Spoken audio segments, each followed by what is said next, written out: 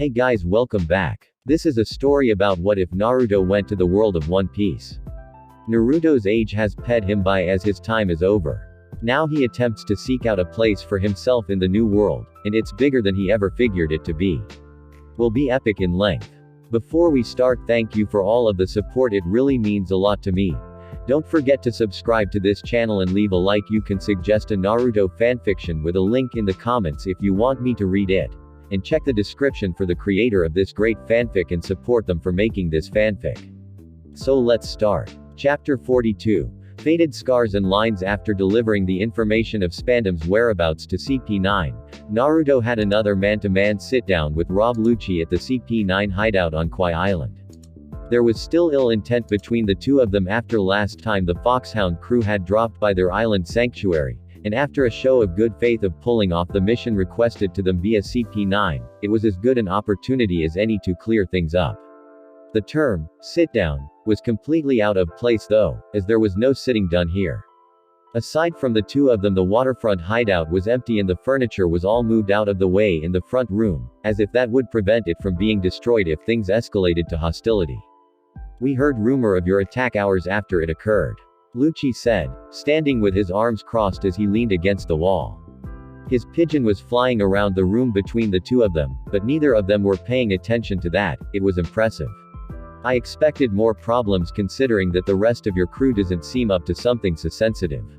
The last thing that anyone on the crew needed was praise, least of all Naruto. Especially in the form of backhanded compliments. Time to poke the bear, or jaguar in this case, yeah whatever. I didn't kill Spandam, so have fun with that later when you go after Spandam. Lucci's eye twitched unnoticeably, but the atmosphere in the room shifted at that admittance, and why not? You're the man that killed over 1,000 in one battle with a single attack. Because it wasn't in a battle. He was sitting behind a desk near pissing his pants. Naruto responded as if it didn't matter if Rob Lucci had a grievance against the Spandam family. I don't kill anyone in cold blood, and I'm not your pocket executioner. A low growl rumbled from Lucci's throat, but he settled down quickly enough. It didn't matter. Any powerful marine that could actually stop them would have been moved to Marineford, because Portgas d'Ace's execution was pending. The best wouldn't be around Spandam even if they knew CP9 was coming. Very well then. We'll simply have to kill him before an actual defense can be placed around him. Good luck with that, because he's supposed to be in some marine base in the New World. G5. The entire back wall of the room was then punched out by a vending CP9 member in Rob Lucci. Despite the sudden violent action, his face didn't change expressions at all. Naruto just raised an eyebrow questioningly. What was that supposed to be, a demonstration? In actuality it was Lucci's equivalent of a normal person slamming their hands on a desk and shouting it in exasperation and anger. It wasn't that weird though. Most pirates and other combatants that had been met on the seas used random demolition as a form of anger management. That is where we're going to go then. Lucci eventually said, it doesn't matter where Spandam is in hiding. It doesn't matter that you've tried to deter our revenge by alerting the enemy. He is still going to die. If he thought that Naruto was going to do something or say something to try and convince him otherwise, he was sorely mistaken. All he got was a look in Naruto's eyes that said that he had seen things like this happen too many times before for it to get a rise out of him when someone he barely knew declared such. To an extent he was sort of correct. Even someone on Naruto's own crew had that kind of mindset when it came to one person in particular, that he would kill a certain person without any questions asked if the opportunity presented itself. I was still a fool when I left my home to start sailing and exploring. Naruto admitted with a shake of his spiky yellow-topped cranium. He got a raise of a confused eyebrow from an otherwise emotionless Rob Lucci. Even after seeing how huge the seas really were, and after seeing a ton of different places with different cultures and people all over, I still felt that I could do what tons of important people I respect dreamed of, bringing peace to the world. He had figured that the ninja world had been the world, period. Until he saw that ship from beyond the limits of his home continent and realized that there had been things farther than he had seen evidence of in his life. His ally from when he had been a child, Temujin, he had been from a completely different continent, and that had inspired him again when he hadn't had a reason to be. Why not? After all, he had sort of been the catalyst to that kind of thing before in one place. The entire elemental nation's territory was more or less at peace for the longest extended period in history, with no sign of it ending anytime soon. But that was there, where the culture throughout was similar and the world had managed to pull together in understanding of a threat greater than themselves. Without Akatsuki to coax them into banding together, Naruto hated to say it, but the hidden villages would never have taken the chance to come together. And that made itself clearer than ever as he traveled. He bore witness to people in the country of one of his dear friends defeat one another due to the lies and greed of one man who cared not for the people, only for the opening to reach the location of a secret weapon. He had seen an atrocity in its near aftermath that he was luckily in the vicinity quickly enough to do something about. He'd seen slavery practiced by the people that had been said to control the world. And he realized that his homeland had only been the tip of the iceberg. There were things just as complicated and interwoven elsewhere. All of that made him realize that he couldn't bring peace to the entire world, no matter how long his life lasted. Not when he hadn't even seen the world in its entirety. Not when he hadn't borne witness to enough of what it had to offer at both its heights and its depths to understand. Peace without understanding wasn't peace, he was already aware of that. Forcing such a thing onto people wasn't the answer.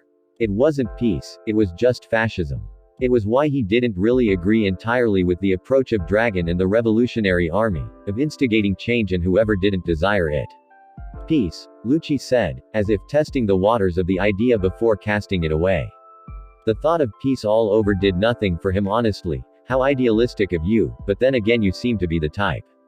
Idealistic? No. Dumb. To Lucci's surprise, the blatant insult of what he had deemed to be a deep-seated belief of Naruto elicited an amused bark of laughter from him, and not even the mocking kind either. It was real. No one would ever call me brilliant, but let me tell you something. Smart people might rule the world, but dumb people are the ones that change it. Dumb people are the ones that make things happen in the world, because they're not smart enough to know how to deal with things the way they are when they're bad. He wasn't any kind of leader of the people, he knew that much, and that was why he could eventually deal with never becoming Hokage. Some people were just fit everything that came with being the leader of everything. Some weren't. But what he happened to be was a man that could inspire those that were cut out to be the leaders of their people. A catalyst. That's the stupidest thing I've ever heard anyone say to me out loud. Aw man, that can't be true because you've spoken to Luffy before. He would have had a point if Luffy had ever said anything more to Lucci other than how bad he was going to kick his, but he really hadn't, so in his mind it was still Naruto. You're not going to be able to coax everyone over to your way of thinking, Uzumaki. Lucci lifted up his hand and tightened it into a fist. There are always going to be people that want to do things their own way. If you want everyone to think the way you do and cease conflict altogether, that won't ever happen. Naruto was well aware of that. I know. There's always going to be some reason to fight. You can't stop that. But if people in the world just understood each other and could see things from the perspective of those around them, you couldn't say it wouldn't make things better. It would be a start. Understanding, you say? Well, in that case I want you. Even though it couldn't be seen from behind the walls of the house, Lucci pointed in the general direction of the red line. I want you to go past that wall. Go past it and see what lays beyond it, because that is where the grand line really begins. See if you can understand what drives the people past that point to do the things that they do. And if you can still stand here before me and speak with as much conviction as you do now, maybe I'll start hearing what you have to say. Because he hadn't seen anything yet. Past the limit of the paradise portion of the grand line and into the new world half. Fair enough, that's the general idea. You can't try to change what you're not aware of first. The only way you could is through fear, and that's not a real solution. Just outside of the house on the deck that surrounded the entire thing, the members of CP9 and the few members of the Foxhound Pirates, Johnny, Soren, and Vivi, were waiting while their two leaders had been conversing. Despite the back wall of the place being punched out, none of them really seemed to care on either side, with the exception of the kidnapped princess from Alabasta, who headed off that way despite everyone's nonchalant assurances that things were fine. If Uzumaki, Naruto and Rob Lucci, who had been getting stronger since his only defeat by the slimmest of margins, really fought, the back wall would have only been the first thing getting destroyed in the first 10 seconds. But as big a worrywart as she was, Vivi snuck to the hole in the wall and was able to listen to most of their conversation, complete with Naruto's dogma. Someone like him felt that he still had much to learn. That was something that gave her a settling feeling, as royalty meant to inherit rule of her country one day, because she often felt that she would never know everything she needed to. If Naruto was admitting that he still knew nothing, well, that was something to latch onto and take to heart. And speaking of hearts, why was hers beating so fast? Nojiko and Miss Valentine. Yes, she had a crush on Naruto. She had gratitude at first when he criminalized himself to get her out of Alabasta for her father, and when he had even taken to training her at her request. Spending time on Constellation Island had driven the point home for her about what she was feeling, and the more she learned and heard about what made him tick just made it worse over time. Was it the conviction that he could speak with and the purpose that he could move with when the situation called for it? That spoke to the would-be monarch in her. Was it the empathy that he showed to the people and things around him? Alright, well, you do what you want, but you jerks still owe me a favor later. We're leaving. Come on, Vivi Heim, let's go. Almost letting out an eep at the fact that her presence had been known of the entire time, she slowly peeked through the hole and found both Naruto and Rob Lucci staring at her. One of them had a smile on his face, the other was just giving the same blank look as always. Having been caught, Vivi bashfully walked through the hole in the wall past Rob Lucci carefully before quickly darting over behind Naruto. That guy was seriously unnerving. The two of them then walked back out front to get Soren and Johnny. Soren was busy speaking with the CP9 members about his Rokushiki skills. So you're saying it's not that big of a deal that I learned how to combine my devil fruit powers with stuff like Rankyaku and other stuff? No, it's not. The square-nosed Kaku said as he smirked underneath his black cap at the young man. Jabura, Lucci, myself, we can all do that. He seemed to be enjoying the fact that he could cut down Soren's thoughts that he had managed to pull off something unique and innovative. You're late to the party, man. There was no verbal response from Soren, and his face didn't show any anger or annoyance, but the acidic steam coursing from his body was a dead giveaway that he was getting pissed off. Meanwhile, Kumadori, Bluno, Jabura, and Fukuro were watching Johnny attempt to hit on Khalifa in amusement as he seemed to be failing miserably. I mean, we used to be kind of enemies, yeah, but does that really matter now? I mean, in the end we're all just flesh and bone. He spoke smoothly, pushing down his sungles a bit so that she could get a look at his eyes. The beautiful blonde woman did actually spare him a glance for a moment from behind her glees before noting how he was trying to close the proximity between them. Please refrain from sexually harrying me further, Swordsman-san. Johnny. He said with a pleasant grin on his face. Right. Johnny-san. But my friends call me J-Rock. J to the Izzle, Mr. J, any of those if you like. Whatever you say, Johnny-san. Soren palmed his face and was never so thankful that Naruto walked out of the house with Vivi.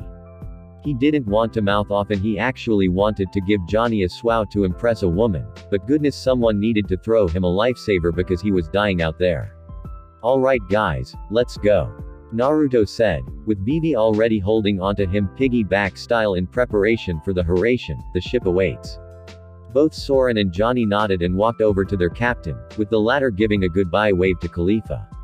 He felt a bit victorious when he actually managed to get a smile out of her after doing so, at least until Soren muttered to him, John boy, that was pathetic. Whatever. Quit trolling. Johnny replied under his breath, not willing to let the surly first mate of the crew get him down. Today was a win for the speed half of the twin swordsman in his book. You're just jealous because you know that all the girls want peanut butter and Johnny. All of the CP9 men outside started snickering, as did Naruto and even Vivi, while Soren looked absolutely mortified at what Johnny had just said. Oh god, please don't ever say that again. Peanut butter and Johnny. Peanut butter and shut up. Marijoy, in the grand palace of the leaders of the known world, the five old powerful-looking men that ruled above any other aspect of the world government sat amongst each other in their meeting room, staring at the headline of a paper that they had managed to intercept. How were they going to work this news into what they wanted it to be? It would be difficult to hide the fact that the G3 Marine base had been hit and had suffered quite a bit of damage, since it sat by a town, and anyone attracted to the noise coming from that direction would have borne witness to an entire tower of the base being cut and falling off.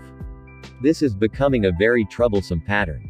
One of the Gorosei members said as he glared at the newspaper that had almost been released for all to see, it is not the time for such a thing to be happening. Not with the execution of Portgas d'Ace 3 days away. Another of the elders took that moment to speak up. It is the only time where such a thing wouldn't be leading news. Were it not for the mounting war with Whitebeard being common knowledge, it would have been. We would be unable to cover this up. This Uzumaki Naruto had to be some kind of opportunistic mastermind due to how he had interrogated a high-ranking official of the government on the location of a VIP with even more secrets than the one he had grilled. This was not the first time that he managed to do something like this. When the main focus of the military was elsewhere, he would make some kind of move just out of sight of the incident that was absurdly significant. A recent example being during the debacle on the Sabayati archipelago. He must have been taking advantage of the alarm being caused by the preparation for Whitebeard's retaliation on Marineford to make his own moves. But they couldn't just keep raising his bounty for reasons that they would never release to the public or the majority of the marine forces, such as destroying separate pacifista cyborgs and defeating Bartholomew Kuma, his success over surviving the Buster Call, his victory over Aokiji and diverting Kizaru on 2 separate occasions, and a decisive victory over an entire Grand Line Marine base. All of those things had been hidden. If they kept raising his bounty every time he did something that they needed to retaliate to, eventually too many questions would rise that someone would have to answer to justify such a thing. They were able to justify his currently extremely high bounty due to his actions in kidnapping and subsequently brainwashing Nefertari Vivi, along with other subsequent things that his crew had done that they could allow the public to know. The most important thing about him that they couldn't let people know of were the origins of his whereabouts. The Gorosei were not fools. They knew the things that they needed for men of their station and then some. No one else knew the history of the world the way that they did, and they were fully aware of the existence of a large continent in the far reaches of the East Blue. The amount of strength that this place had was alarming, even back centuries ago when they had first encountered them, but they never reached any further than themselves when it came to any kind of imperial ambition. Past the waves there was nothing for them, and it stayed that way apparently. It never came into any significant contact with anywhere else because it sat far out of the way in the East Blue, where there was nothing and where it was the back end of the Grand Line where it led out. Only very go-getting entrepreneurial merchants went out that way, and only to trade with the outer area. Out of the less than 1% of East Blue merchants that tried going that way, only 1% of that slim number ever went as far as to actually reach the mainland. Since the East Blue was comprised of the weakest set of pirates in all of the seas, the more wide-eyed set of them that caught wind of this place from the very few that had been there sometimes ventured over that way as well, trying to build their own success and spread their chaos, but appropriately none of them ever came back.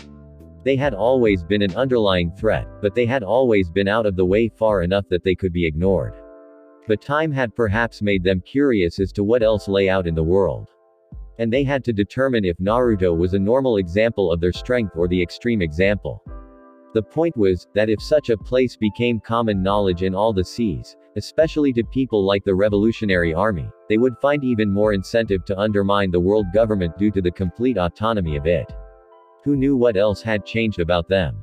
If they had finally formed a true government, if they had become even stronger these days than back then, who knew what else? Monkey D. Dragon may even endeavor to try and gain an alliance with them if the knowledge of the elemental nations existed in the open. It was probably highly unlikely to happen even if he did wish to do so, but if the possibility existed, it was a danger they had to prepare for and contain. This meant that any news of Uzumaki Naruto had to be controlled. At worst they would merely be able to barely keep him out of headlines. At best they could twist his reputation into that of a monster, hence his already imposing epithet and the initially very unflattering picture that came with his early bounties. It had to be changed to the current one because it was so hard to identify him otherwise.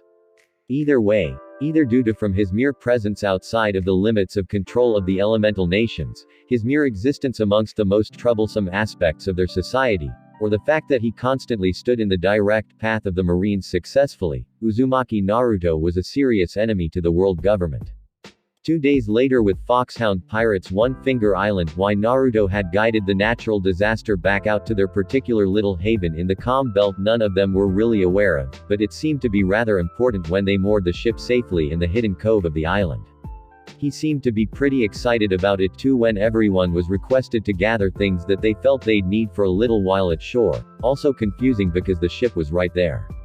"What are we doing here, Naruto-kun?" Nojiko asked him, holding onto a bag filled with the things that he had asked them to bring. She had clothes, ammunition, clothes, makeup, clothes, and some emergency food. I thought we were supposed to be going past the red line by now. The entire crew was there, from Yosaku, Johnny, Murat, Vivi, with Karu, Soren, Polly, Miss Valentine, and despite being new to the crew, the long-haired musician Byron was waiting as well, eager to find out what was going on. Even Perona was there for the express purpose of making sure that she couldn't steal their ship. Not that it would matter too much, since Naruto could just harass into it if he needed. Well, that can wait, there's no rush really, Naruto said, and it seemed that he almost couldn't stand still, he was so buzzed. But I want to show you guys somewhere that's really important. I have to go somewhere to handle something, and I'd like you all to go with me. Leave me here then, Perona said, interjecting into Naruto's explanation. I don't even want to be here. Why would I want to go somewhere else weird with you people? Prisoners don't get a choice in where they get to go. Polly chimed in, cigar billowing smoke in his mouth. He all but outright ignored the glare sent his way from the ghost princess. He'd seen it more than enough times already since she had been conscripted on board. And you're saying that you don't want to go anywhere weird, but you're on the Grand Line. Yeah, that makes a lot of sense. Shut up. Even if they weren't going to be sailing to where they were going, the ship was going to be alright. One Finger Island was a puny jungle island in the calm belt, thus making it way too dangerous for anyone to go wantonly looking for it, even if they knew it existed and where it happened to be. So far only the Kuja pirates knew where it was, and they didn't know yet that Naruto had claimed it as his. To add onto that, the ship wasn't even out in the open, it was in a cove. It would be fine where it was. Draping herself over Naruto's back as light as a feather, Miss Valentine had a normally bright smile on her face as she spoke. So where are we going, and what's this thing you need to do that's so important, huh? You'll find out what I'm doing when we get there. I need to go ask an old friend for something, Naruto said with a wide grin, choosing to keep it under wraps, and we're going to the place that I learned Sage Mode. The home of my toad summons, but if you want to I can show you a bit more of the elemental nations while we're there. Perona's previous lack of enthusiasm aside, it was an interesting prospect to get even a momentary look at the place that managed to spawn someone like Naruto into the world. It was hard to say that they weren't all interested in some way. Seriously though, that had to be a long trip. What, was he going to Harassian back and forth with each of them? That could get a little bursome and awkward after a while if that was how he planned on doing it. While he had the chakra to abuse the Harassian like that to get his crew there, even over a long distance, it was better to do it all in one swow. Without saying another word, Naruto made a set of hand seals and slammed his hand down onto the ground, Kuchio's no jutsu, summoning jutsu. In a puff of smoke on the ground appeared Fukasaku, who didn't seem to be surprised that he was summoned. What's up, Pa? I'm ready to go. Good to see ya again Sassoon, Naruto-chan. The small and elderly toad said as he looked around at Naruto's crew again. Right, so who's coming on the trip? I'm asking because the pink-haired girl doesn't look too happy to be going. And indeed Perona was not looking too spirited to be leaving. Alright, does anyone not want to go?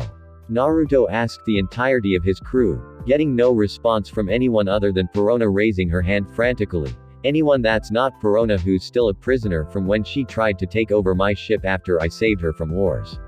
She lowered her hand in a bit of bashful shame, remembering how she almost screwed over the Foxhound pirate crew. Nope, we're good. Alrighty then, Fukasaku said. Everybody move around Naruto-chan and wait for a sec.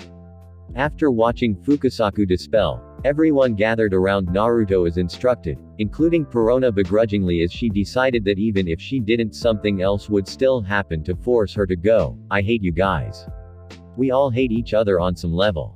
Soren admitted freely. Haven't you seen how we treat each other? In order to help Soren, as he thoroughly agreed, Polly spoke up. Yeah, I mean the girls don't hate Uzumaki, but the rest of us hate him and undermine his authority enough that it makes up for it, he said as he blew the smoke from his stogie into the air. I feel so loved and respected by my loyal crew, Naruto remarked sarcastically before getting a on each cheek by Nojiko and Miss Valentine to prove the point of his crewmen, and I don't care because that happens for me. Yosaku of course had sidled up as close as he could to the ship's resident Dr. Murat, trying his hardest to flex his now notable muscles while trying to look nonchalant, I'm pretty sure Naruto Anaki's home is a wicked dangerous place, but don't worry, I'll keep you safe. It's okay. Murat said dryly, motioning to the sentient cuddle on her hip. Funkfried can keep me safe just fine. If that idiot kept trying to flex and popped his stitches, she'd kick his before she fixed him up again. He definitely wasn't as cool as Trafalgar Law. Not a chance. Before any more time could pee, the entire crew disappeared in a miv puff of smoke that concealed the departure of the lot of them. Elemental Nation's Mount Myoboku, a miv plume of smoke rose up and dissipated, signifying the arrival of the Foxhound pirates. The ear-splitting screaming from Byron didn't hurt the announcement of their presence either. Needless to say, he had no idea that Naruto could do anything like that for the rest of them. He hadn't been around long enough to get used to all of the weird stuff that the captain was capable of.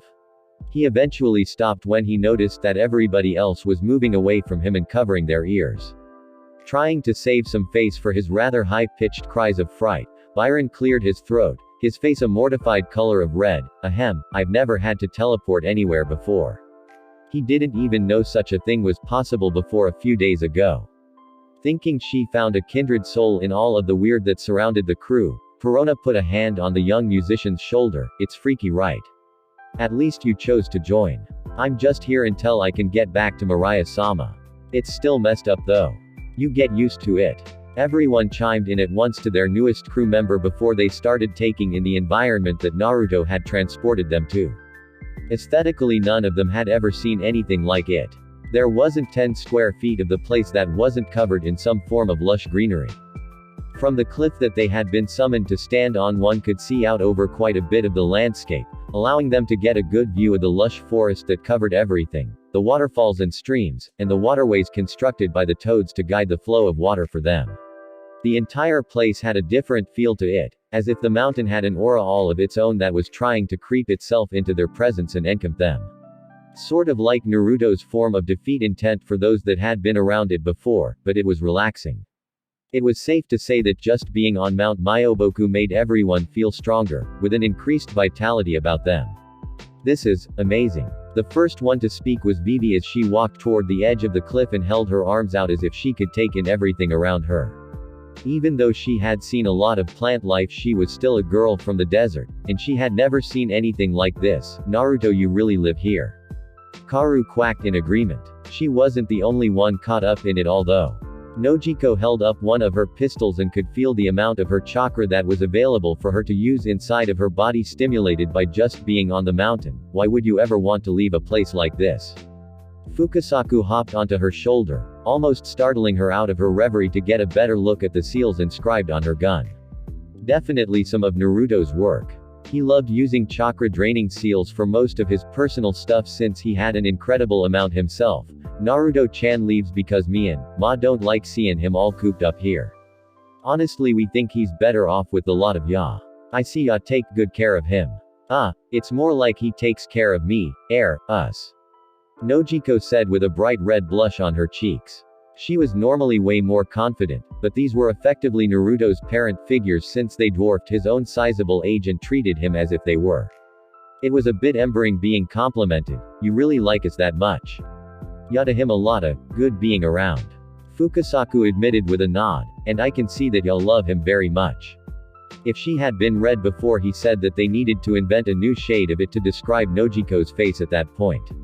After taking a moment to soak in the environment of his original home base, Naruto took a deep breath and turned to his entire crew with a big grin on his face. Okay you guys, this is my home. You can go looking around in just a bit. If you follow Pa, he'll show you where we'll be staying. Where the air you going to be? Soren asked, keeping a scowl on his face despite the fact that he really didn't feel like staying in a surly mood.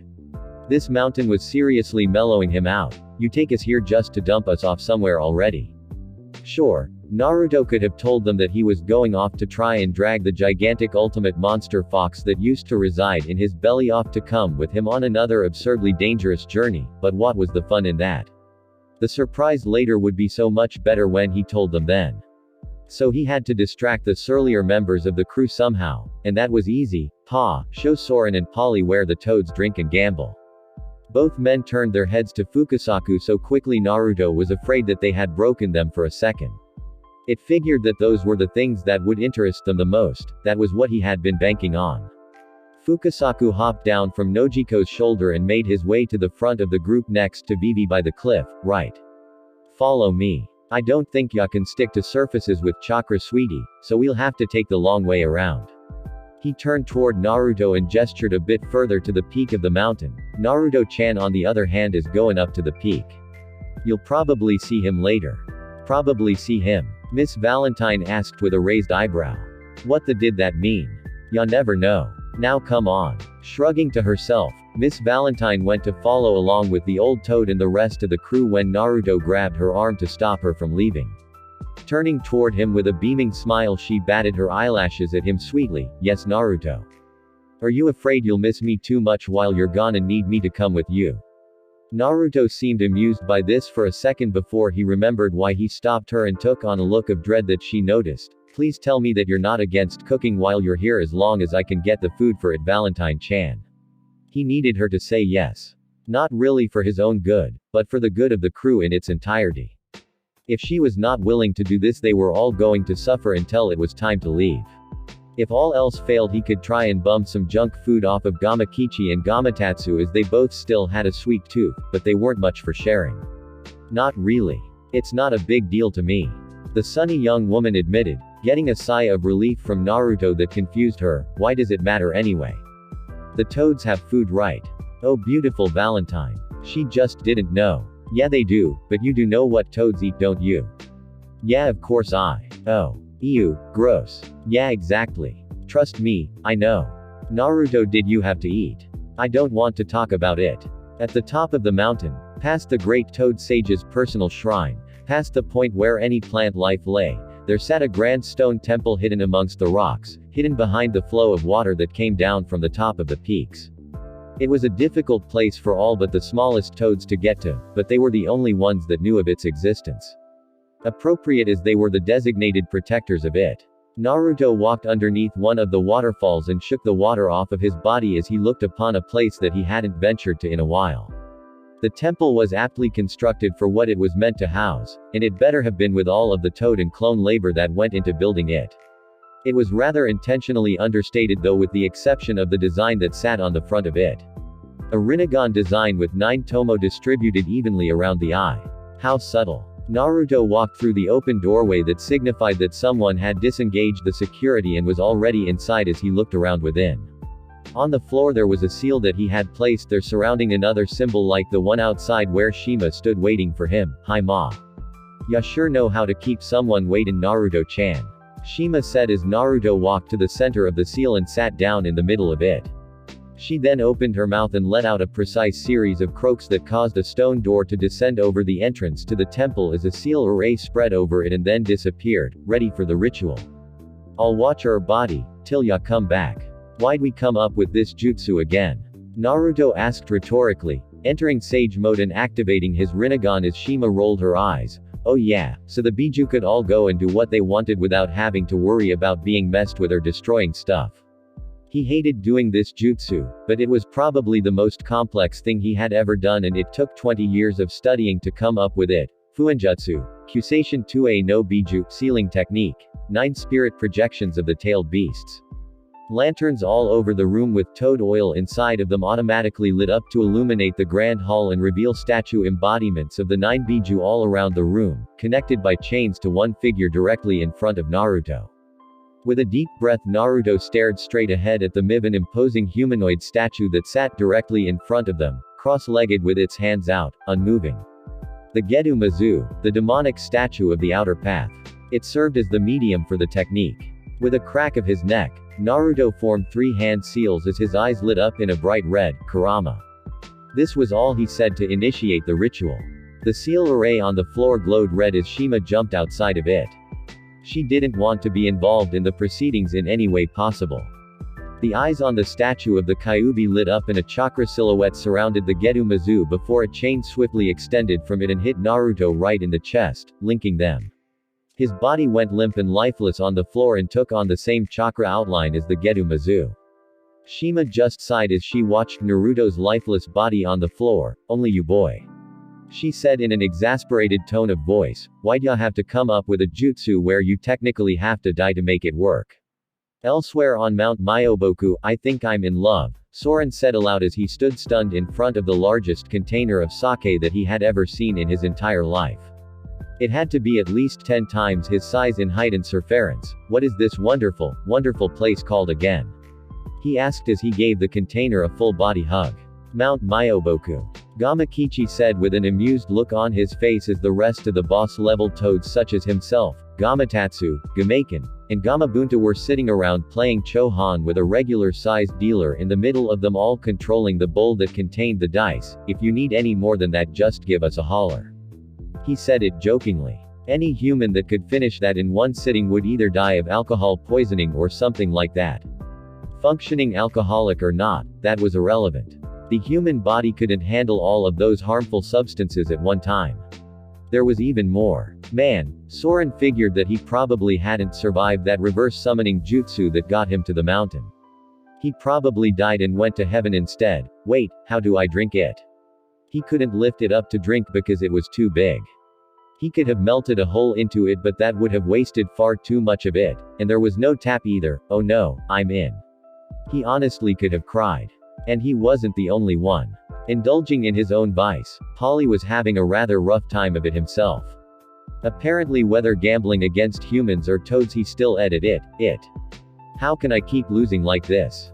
Polly shouted while pointing at the toad that was his size and regulating the gambling going on. Let me see those dice. There's no way that I can't get evens or odds. Perhaps before calling out for a cheat he should have taken into account the fact that he was surrounded by toads large enough to lift up their ship if they ever found a reason to. With a booming laugh, Gamabunta blew the smoke from his pipe into the air. You know you're not even losing your own money, right? You don't have any currency of the elemental nations, so you've been playing off of Naruto's credit the whole time. Oh. Just like that, Polly calmed down and retook his seat, gesturing for the game to continue. Well, alright, I'm putting down the standard bet on odds to win then. They were fitting themselves in quite nicely amongst the entirety of the toads. It helped that they had seen absurdly weird things on a routine basis for months if not years by this point, and that for the most part the toads found the foxhound pirates amusing. It was pretty easy to get along with most of them since after having dealt with Naruto for years the eccentricity of his crew spaced out between multiple people was a welcome change of pace from the single weird human that normally wandered around there. After taking them all on the tour of the place, Fukasaku rode on Karu's back to rest his old legs as the duck walked around following Vivi. She was still taking in the sights, looking around the place with Nojiko. Miss Valentine was off with Perona and Murat taking a bath while Byron was with Soren and Polly playing music to entertain their hosts during their drinking and games. They were actually still in earswow of it, as a matter of fact. They had managed to wander over to a place with many huge toad statues in meditating postures that dwarfed them. Where did Naruto-kun go again? Nojiko asked as she looked around and took it all in. He didn't really say what he was leaving to do before you pulled us all off. A special shrine that he set up to house a very special jutsu. Fukasaku informed her, gazing up at the top of the mountain for a split second. There wasn't any reason that they needed to know exactly where the most important structure on the mountain was hidden. He's with Ma right now. I don't know how long it'll take him, but he'll be back soon enough. Hopefully, because he was the only one that could use the jutsu that it was built to house. It still disturbed him a bit that Naruto had to eject his entire spirit from his body in order to access it, but he didn't use it that much, so it didn't come up too often. I hope he comes back before it gets late. Vivi commented absently under her breath. I had some things I wanted to talk to him about. Want to have a heart-to-heart with Naruto-kun under the starlight.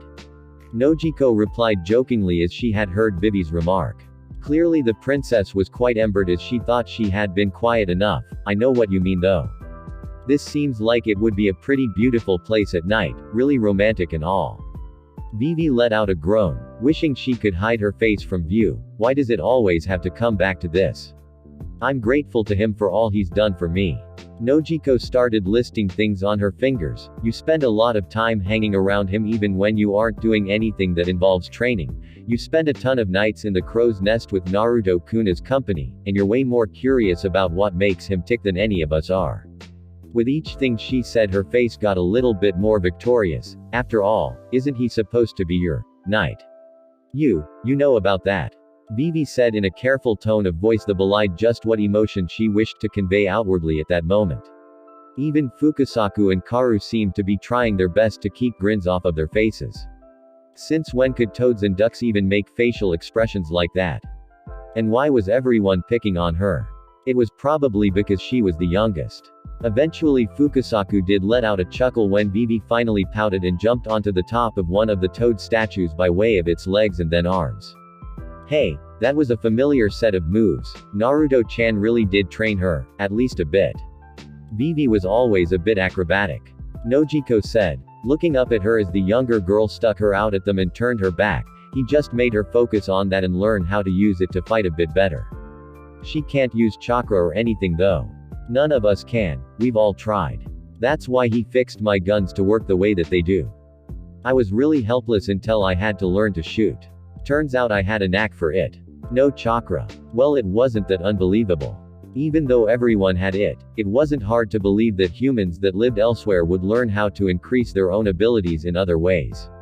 After all, they didn't have a Raikudo Sennin to teach them about how to utilize chakra.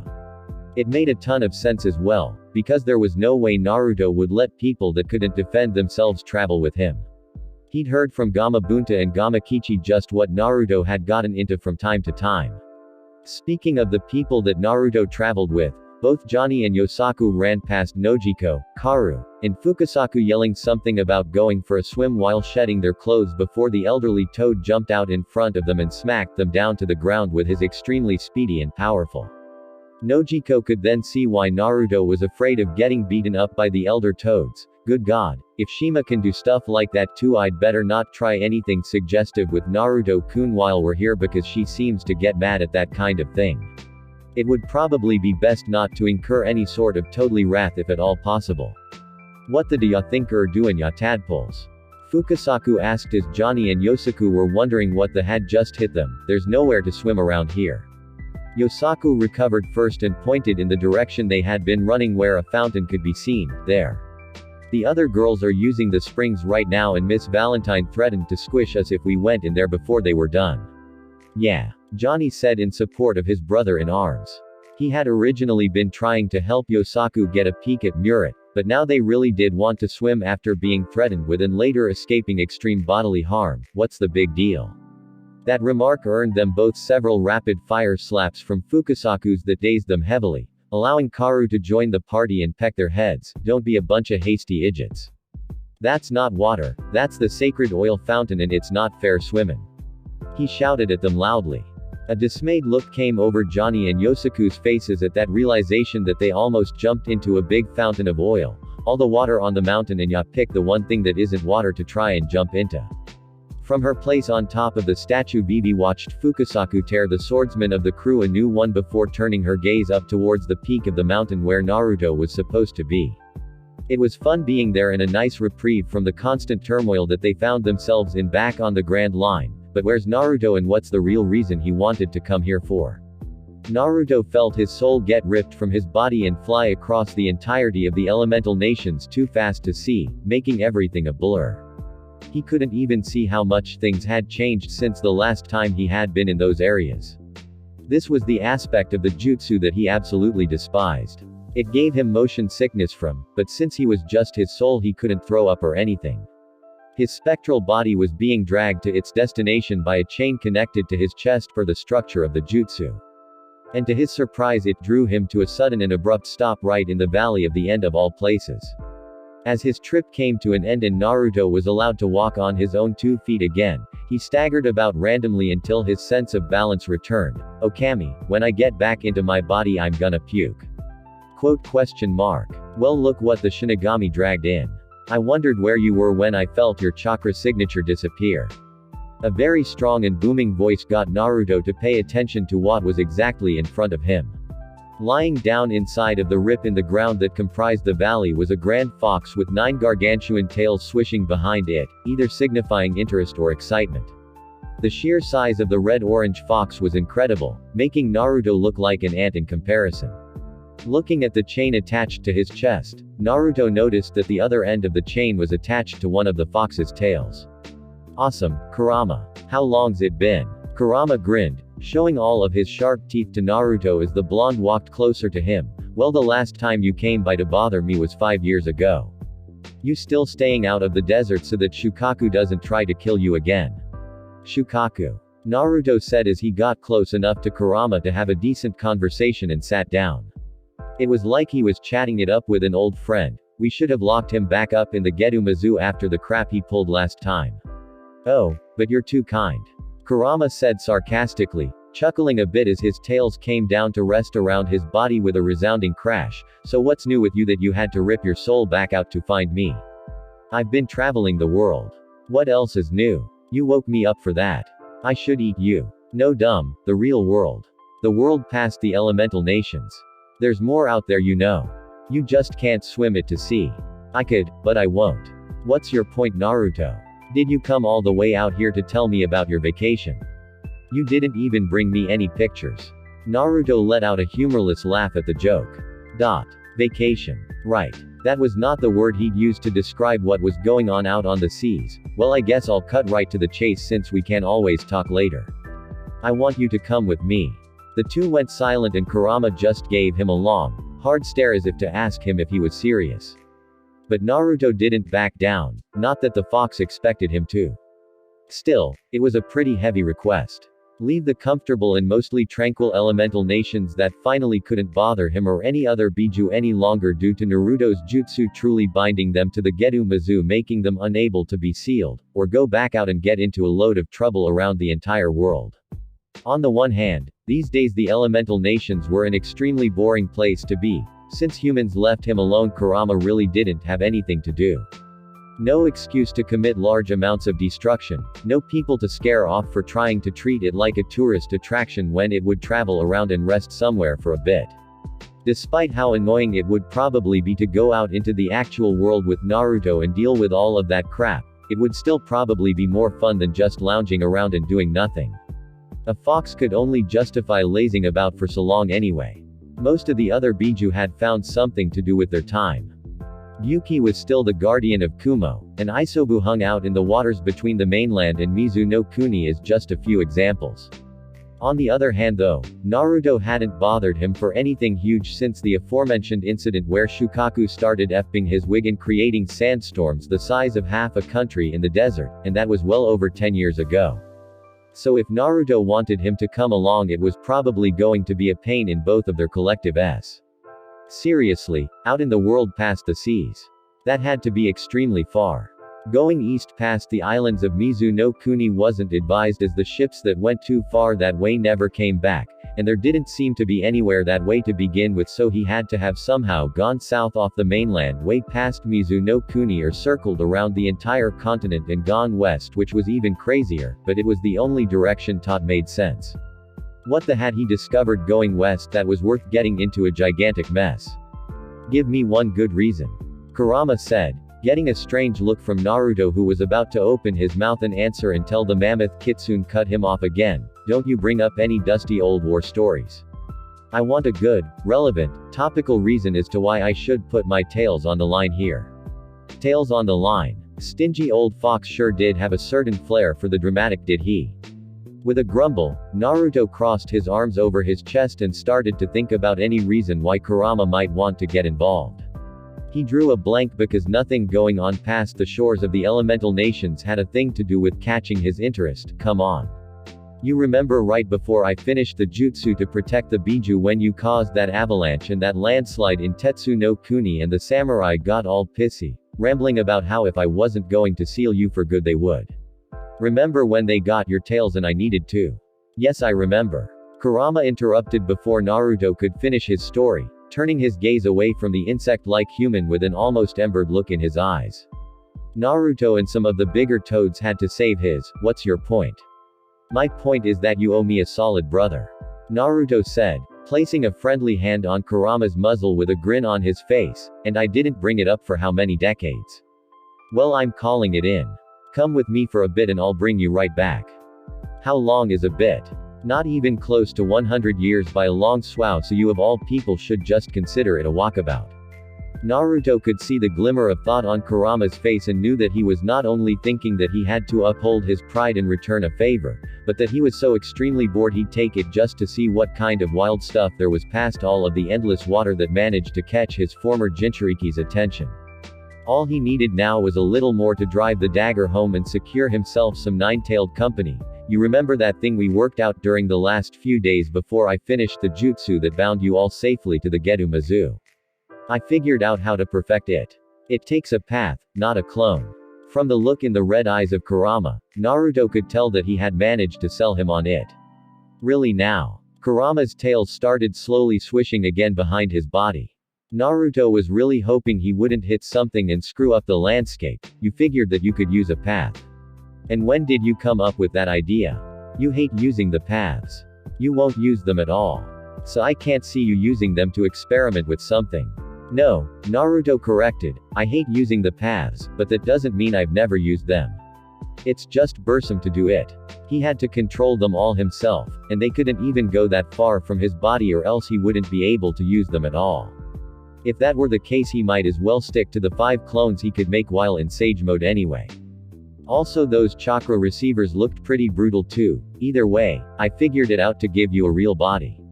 So how about it? A sigh from Kurama almost blew Naruto back downstream of the river in the valley, but he hung tough with some chakra directed to the ground and a handful of Kurama's fur. You'd make a fox's body a path. Because I don't know how to walk around like a human and I won't demean myself in learning how to doing so. Not a problem, bud. Believe it or not, you're not the weirdest thing I've ever seen anymore. As a matter of fact, he'd probably fit right in. Putting you in a fox as a path works perfectly. Just so long as he didn't have to share a field of vision with it, which he shouldn't have had to because his idea would definitely work. The shared vision thing was why he hated using clones with the Rinnegan to begin with. Okay, you've got a deal. Take us out of here, you stubborn bad guy. Naruto had to fight the urge to let out a whoop as he made the release seal for the 9 spirit projection jutsu, Soul Retract, Uzumaki Naruto and Kurama. Naruto ordered as both his spectral body and Kurama's glowed momentarily. You're gonna want to brace yourself. He warned. Kurama had never done this part. A raised eyebrow came from Kurama as he wondered why. He didn't have to wonder why for too much longer before he found himself bonelessly jerked at a ridiculous speed through the air along with Naruto via the spiritual chain that bonded it to the Gedo Mizu as if they were being reeled in. Who would come up with a jutsu like this? Tears generated by having his eyes wide open in the wind came to Kurama's eyes as he looked over and saw the exact same thing happening to Naruto. Old man Raikudo Sennin never came up with crap like this. Well, I guess I'm just cooler than him. Naruto yelled back in response. Mount Myoboku Temple of the Biju Shima was stirred awake from her slumber when after several hours of Naruto's body being limp and dead, the Gedo Mizu statue swung a forceful burst of chakra through the chain connected to Naruto's chest twice, letting out a pair of shockwaves that blew her back against the wall. The seal on the floor glowed one more time and the red eyes on the statue of the Kyuubi went back to their normal state as the chain in Naruto's chest retracted and the chains around the Kyuubi statue did as well, signifying that it was no longer tethered to the Gedo Mizu and was at risk to be sealed again. At least it would be if it wasn't already. Shima shook the cobwebs off from the shockwave and got back up to see Naruto stirring on the floor, no longer in Sage mode and no longer with his Rinnegan active. Are ya alright, Naruto-chan? She asked as she walked over to him. At least you got her own soul back. Is there a Penger on board again? Not answering at first, Naruto stood back up hissing in pain before he pulled up his shirt and looked at the seal on his belly. It was as if it had been seared into his flesh anew and was throbbing a flashing red, meaning that something was behind it again. Despite the fact that he had just taken the gut punch from via the Gedo Mizu and the jutsu of his very own creation, after seeing this Naruto couldn't help but smile down at the marking, "Welcome back, partner." Chapter 43. What a small world. Naruto didn't get back to the town of Toads until long after the party between his choice summons and his friends had died down and ended. It was just as well anyway. If he wanted to see any of them get drunk, he could do that any time. What he needed after taking a stomach punch from and getting Kurama back was sleep, and Gamekichi's home was the best place for that. Being the newest boss of the Toads, he had the biggest place to stay to go along with his size, and that meant plenty of free space for Naruto to put down a bedroll and sleep comfortably. At least until the morning when he was unceremoniously awakened by toad oil being poured on his head. Bleg. Who's the dead jerk that did that? Naruto demanded, sitting up heatedly with the hair standing up on his neck in fervor. Polly, in all of his blonde, cigar-chomping glory, stood over him, along with the newest addition to the crew in Byron, looking rather apologetic. My apologies, Naruto-sama, but I was only aware that we were to wake you. I didn't know how exactly. The ruffled shirt buccaneer said with a short bow. Don't apologize to that guy, he's not worth it. Polly said, as it was clear that he had been the one to do the awakening. The empty pot in his hands was a dead giveaway. Byron seemed far too respectful to be a pirate by his view, like a gentleman of the seas or something. In a group full of jerks and rude idiots, it seemed sorely out of place. Admonishment of the newbie behind him, Polly turned his attention to the sputtering Naruto. Alright, I've got about 10 different questions for you, and I figured that now when everyone else is asleep would be as good a time as any to get some answers. With a sharp growl, Naruto accepted a handkerchief from Byron to clean as much of the slimy liquid off of his face as he could. It didn't matter really. He needed to get up and bathe anyway. 10 questions. That seems like a little much. It wasn't like he was even trying to hide anything either. Yeah, but there's a reason for that. Polly said, backing away to let Naruto get up and stretch. The first reason being, why do you feel stronger now than when you left when we first got here? Seriously, standing in front of Naruto now seemed like his mere presence demanded his entire attention, and he wasn't even doing anything other than shaking oil off like an animal. No CL. Because I am. I'm stronger now than I was yesterday. It was a simple question, required a simple answer. It was as clear as that. Did he really have to get into the technical stuff that nobody other than the highest ranked of Toads would have understood? The simple answer wasn't any less frightening though. Even stronger than he already had been. Both Byron and Polly wanted to know how that was possible, but that could wait. Okay, second question. Paul said before pointing off to the side of Naruto's bag where something else was sleeping there. On a mountain of nothing but toads, why is there a fox here? And indeed there was a fox. A red-orange fox the size of a full-grown dog with strange front legs that looked like arms that could grab if necessary, as well as a pair of piercings in its chest and in each of its 9 tails. Huh, 9 tails that it happened to be laying on like pillows. Weird. Naruto looked down to his right where said fox was sleeping and shrugged. The fox is here because he's the reason that I'm even stronger now. So now he could see why people were so purposefully vague with him all the time. It was actually kind of fun, and when we leave he's coming with us. We don't need more pets. Polly said, palming his forehead at the thought of having to feed yet another animal. Funkfried was a sword that turned into an elephant instead of the other way around, so he didn't need to eat anything, thank goodness, but Karu was enough of a HLE to have to account for, and now there'd be an actual predator on board that could kill and eat the large bird if it got too famished. Who are you calling a pet, fool? The ornery shipwright lowered his hand from his face and looked around the room for the origin of the voice. He turned to Byron first but realized that the musician was staring with bug eyes at the fox that had cracked open one eye to look at them.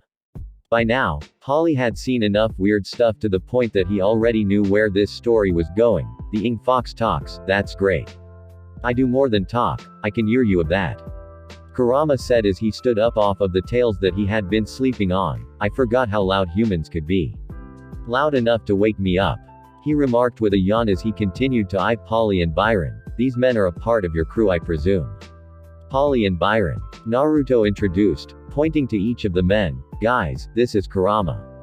And he's not my pet, he's my partner, and a really important one too. He's been with me since the day I was born. It's a long story. Polly nodded as he took in the information, like a pet. He was then hit with one of Kurama's tails that somehow extended far enough to slam him into the distant wall of Gamekichi's rather sizable dwelling. Ow. Not a pet. Got it. He said in a pain-racked voice. Aniki, keep it down. Me and the missus are still sleeping here. At the bellowing voice of Gamekichi shaking the walls of the home, Naruto and Byron cringed while Kurama snorted at the thought of that Ed tadpole making him do anything at all. Faye. Let's go for a walk so that I can meet the rest of your current allies. the Kyuubi said as he used his head to push Naruto out of Gamekichi's house. Byron watched and moved with them until they ped Polly. It was there that he stopped and addressed the hole in the wall that still had cigar smoke billowing out of it. Are you intending to follow along with myself, Naruto-sama, and Kurama-san, or are you going to keep sitting in there until someone pulls you out? Polly sighed, but didn't pull himself out of the hole in the wall. I just got shoved into a wall by a glorified furball's tail. Can't I get 30 seconds to come to terms with that before I start following you all around for the day? He's so cute. The first person to actually get sight of Kurama was Perona, and for once they had found something about their crew that she apparently enjoyed. Ah, I thought the only thing I'd see on this mountain were all of these weird toads. Hearing her actually be happy for once froze Naruto and Polly in place, since she hadn't really sounded this way for the entirety of her stay on the ship. Even Kurama was confused at first, raising an eyebrow at the pink-haired ghost princess and her strange behavior until she scooped him up and hugged him. Like a pet. Naruto, could you remind me which path's powers you instilled in this fox body? He said dangerously. Ah. He talks too. Is he mine now? No, he's not. Naruto said when he finally regained his senses at seeing a happy Perona for once, and I gave you the human path powers because I don't use that one much. He thought about using the Preta path for his buddy, but no one he had fought thus far used chakra to fuel their attacks, so the ability to absorb it, especially for a Biju who Naruto had yet to see run out of chakra, wasn't useful. Kurama growled and tried to restrain himself from biting Perona's arms to free himself. She wasn't really hugging him hard enough to hurt something as tough as him, but all of this pet crap was going to get really old really fast. Good, because she has 10 seconds to let go of me before I pull out her soul with one of your tails. Naruto interrupted with a roll of his eyes. Someone still took himself a bit too seriously. I'd rather you didn't. Perona, let Kurama go before he does something to hurt you. She was so lucky that he could limit how much power Kurama got due to the lot of it being inside of his body behind the seal. Of course she didn't listen, still hugging the fox to her chest. This cutie wouldn't hurt me, would he? All I want to do is love him. And she stopped when she looked down and saw Kurama's eyes. Instead of the red eyes she had seen at first, she now saw purple, ripple-patterned eyes like Naruto's Rinnegan. Okay, I'll let him go. And just like that, Kurama jumped out of her arms with a mean-spirited vulpine grin. He could get used to the whole path thing. Most of his power resided in Naruto unless he allowed him more, but the trade-off to having the eyes of the Raikudo Sennin in his path body on command almost seemed worth it. Frightening Naruto's more friendlier comrades into taking him deadly serious aside, Kurama had to say that he liked what he had seen and sensed so far out of them. He had only met 3 of them, and none of them could really be perceived as weak. Before he turned his eyes back to normal, the shared field of vision he had with Naruto alerted him to more people coming their way. Just how many people do you travel with? You are severely underestimating just how big the rest of the world is. Naruto said as he waved more of his crew over to where they were. I haven't even seen close to all of it yet. The incoming crew members looked curiously at the fox that seemed to be getting a wide berth from everyone else save for Naruto and Nojiko, who was still sleepy and merely walked over to Naruto to him good morning. Well, that wasn't good as far as Yosaku was concerned. The toads here were smart and many of them were absolutely huge, but there were also too many small ones that were too young to deal with a predator around. Being the good Samaritan that he was for those that put him up, partied along with him, and let him drink to his heart's content last night, he had to get the fox off of the mountain. He hadn't seen anything else up there that ate toads, so seeing a fox was just odd. Alright, you get out of here now. Yosaku said, leading the way and taking Kubikirabacho from his back to try and scare the fox away. Go on, scat. He then quickly found himself frozen in place by the blatant presence of will that the fox had while staring into his eyes. What? Naruto decided to belatedly warn everyone as they all froze in place by the fear of God being stricken into the lower tier combatants of the crew. Even Nojiko held onto his arm with very uncomfortable fear strength. Yeah, don't do that to him. All of the random woodland creature crap was starting to work Kurama's nerves. He already missed being a gigantic monster fox of obscenely scary proportions. Sure, you could still pet him or tell him to scram then, but you'd probably at least think twice about it before you did.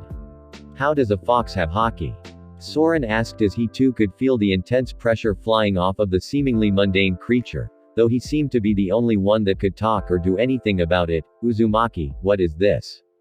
Naruto fed Kurama on the ear to get him to stop trying to effectively bully all of his crewmates with his sheer force of will. It stopped being funny after Polly got put through a wall after they woke up. Maybe you should introduce yourself instead of just sitting there trying to look scary. That'd probably stop everyone thinking that you're just some random fox. Once the feeling of impending death stopped washing over everyone, including the toads inside their homes that had just been waking up to start their day, Nojiko was the first one to walk forward and stoop down in front of Kurama to look him in the eye. In the background everyone thought to themselves just what a bad idea it was to do something like that, and Karu was actually hiding behind Vivi. He didn't want to be breakfast, and honestly after Kurama's little display no one could blame the duck for thinking that way. Still, Kurama just stared back at the up-close Nojiko who didn't seem to be doing anything other than looking at him. How curious. Well, it was better than hugging him, calling him a pet, or trying to chase him away like some small forest creature. Eventually she just reached out a hand and placed it on the back of his neck before smiling at him. If he didn't bite her or eviscerate her the way his defeat intent would have indicated he would, he clearly wasn't that bad, so I'm guessing you can talk since apparently everything else in this wacky place can. What's your name? She and the others that hadn't heard him talk didn't expect the authoritative voice that came out of the fox as he calmly answered the young woman kneeling in front of him. I've had many unofficial titles throughout my existence, but for the sake of simplicity you may refer to me as Kurama. He then smirked when he heard Naruto grumble about how long it took him to learn Kurama's name while he was just giving it away to the others now. Let's just say that I currently find myself fonder of you than of the idiot next to me when we first met oh so many years ago. The circumstances of said meetings were also grossly dissimilar from one another, but that was a completely different thing altogether. Kurama. Nojiko tested before nodding and standing up straight with her hands on her hips, still smiling down at the nine-tailed mammal. Well, you certainly scared us all to death, so you've got our undivided attention now. What's going on? It's simple. Kurama stated dryly with his tails idly swishing about. Thank goodness that little habit of his didn't end up the way it would have had he been at his normal size, or this mountain would have been in some serious trouble. I'm coming with you on your journey, or trip, or whatever you want to call it. He asked me to. He concluded, gesturing his head in Naruto's direction. Everyone just looked at each other confusedly until the never shy to speak Miss Valentine asked the question on everyone's mind at the moment. Why? Seriously, the fox was scary, but there didn't seem to be much point in bringing him. Remember that story I told most of you about how I used to have a monster? We prefer the term, chakra beasts, over monsters by the way.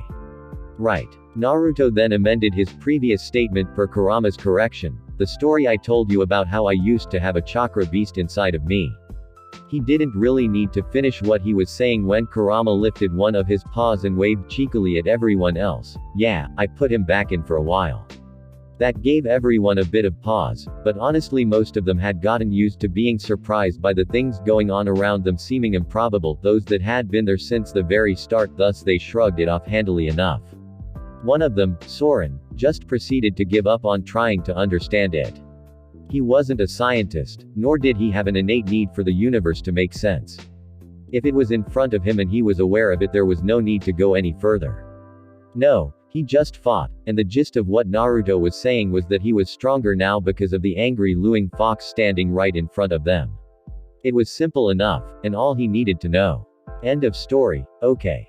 Whatever you say. I don't care anymore. I don't want to ask another question. I don't need to know how he'll make you stronger, or how he can be inside of your body but standing right here at the same time. It doesn't matter. With a satisfied grin, Naruto pointed at the bald, tattooed, ill-tempered young man for Kurama's benefit. That's Soren. He's basically the first mate. The crew's second in command. I see. Good choice. Kurama said, also satisfied at Naruto's choice of junior officer. I like him. He seems quick to anger but he looks like he can deal with it. Oh, and on a completely unrelated note, I like her too. He finished with a tail pointed Nojiko's way, eliciting a bashful response from the usually confident woman. I honestly expected you to am a pack of morons for your team. We've already got that quota filled. Miss Valentine said with her usual laugh as she grabbed Johnny and Yosaku by the backs of their collars and pushed the pair of swordsmen forward. We've got all of the bases covered. We've got a naive princess, a temperamental den mother, a sociopathic bad guy, a bratty girl, a gentleman musician, two dumb muscle swordsmen, a doctor girl scared of everything we see, a lame gambling prude of a shipwright, and me, well, I'm simply the greatest of them all. Half of the crew took slight at the labeling of their characters, while the less volatile half of them simply let it be. It wasn't like she was really wrong about anything that she had just said, other than that she was the greatest of them all, but they weren't going to say that was inaccurate to her face because she controlled their food supply. They had seen what paid for food around there, and had been grateful that Miss Valentine had somehow managed to procure some provisions from their ship. Thus technically that did make her the greatest of all of them, because without her they'd be eating bug soup or some other wiggly mountain delicacy. Right. Kurama's eyes panned back and forth amongst the aimed foxhound pirates before looking over at Naruto. So what would you say the plan is now that I'm on board, so to speak? I can't imagine that you requested my eye stance for old time's sake. So down to BR tax they were. That was just fine. They all might as well have been around to hear what Naruto had to say anyway. Okay, I'll just go ahead and say it. Aokiji almost killed me at Eni's lobby, and because Kizaru's so fast I haven't come up with a good way to beat him yet. Other than making him hit a mirror. Exactly. Naruto said, shooting a glance at the mischievously grinning Nojiko who merely winked at him, but that already worked twice, babe. I really don't think it'll fly a third time. My point is, there are supposed to be people out there stronger than admirals. And if I'm really going to do this, and I can't get our bounties taken away, I need to be at my absolute best. Hearing him say something like that struck home with many of the crew members that had been there for quite some time. As far as Johnny and Yosaku went, Naruto was the strongest, period. Nobody was on his level, even when they had seen him at his limit and seen that he was actually mortal against Aokiji. The way he had bounced back and managed to win solidified the fact that he was great. And they weren't the only ones that had a sentiment similar to the swordsman. The only person that hadn't been hit hard by hearing Naruto say such a thing was Soren, who could see where Naruto was coming from. He had long since come face to face with his own reality check when he fought Doflamingo on Jaya and got decimated. We all need to be better. Soren said, sneering before angrily spitting acid on the ground directly next to himself. We don't know what's on the other side of the red line, but we all know that we ain't seen nothing yet, and if we're going to go any further we can't be ing around or we are going to die. Way to sugarcoat it, Soren. Perona shivered slightly at the thought of moving onto the other side of the red line into the new world. Mariah Sama's first crew, he took them past that wall into the new world, but they were all defeated right in front of him by Kaido of the Yonko. Just thinking about that story gave the ghost princess chills. Well, I've got all the time in the world. Naruto said, tapping at the non-existent watch on his wrist. The last thing I want is for someone here to be caught in a situation where I can't help. But if that does happen, I want to make sure that you guys are the best so that nothing can happen. That's a nice sentiment and all, Soren lazily said, drawing attention back to himself. But really, in the end when it comes to that there's nothing you can do, Uzumaki. You can't really do much more for anyone than you've already done. Seriously. He'd given half of them the tools that they used to gain their strength. The only person here that was raw enough for you to train in the least is Lil. I'm over here, and she can't use that chakra stuff of yours either. He concluded, pointing a thumb in Vivi's general direction. But the voice of confidence came from the last person anyone expected to hear any optimism in regards to combat come from, the aforementioned Nefertari Vivi. Not to say that Vivi wasn't brave, because that couldn't have been further from the truth, but Vivi, and she would be the first to say as much, was not the strongest fighter on the crew, and it wasn't even close. She could survive, which was the entire point of Naruto training her to begin with, but realistically she couldn't have beaten anyone in CP9. She would have been defeated by the Gorgon sisters of the Kuja pirates even if she hadn't been turned to stone by Boa Han, and had Naruto not been there on Constellation Island she would have been forced to fall into world government hands even if she had only fought Hina, not even counting Smoker. Even so, she sounded completely sure of herself as she walked around the rest of her friends in the crew. It doesn't matter if Naruto can train us or not. We can do this ourselves, right? We're not helpless. With a very impressive single jump, Vivi leapt from her place on the ground to the roof of one of the larger dwellings of the toads that had to have been 25 feet off of the ground. Naruto gave me a push. Push, my. Naruto Aniki dragged you through his training kicking and screaming.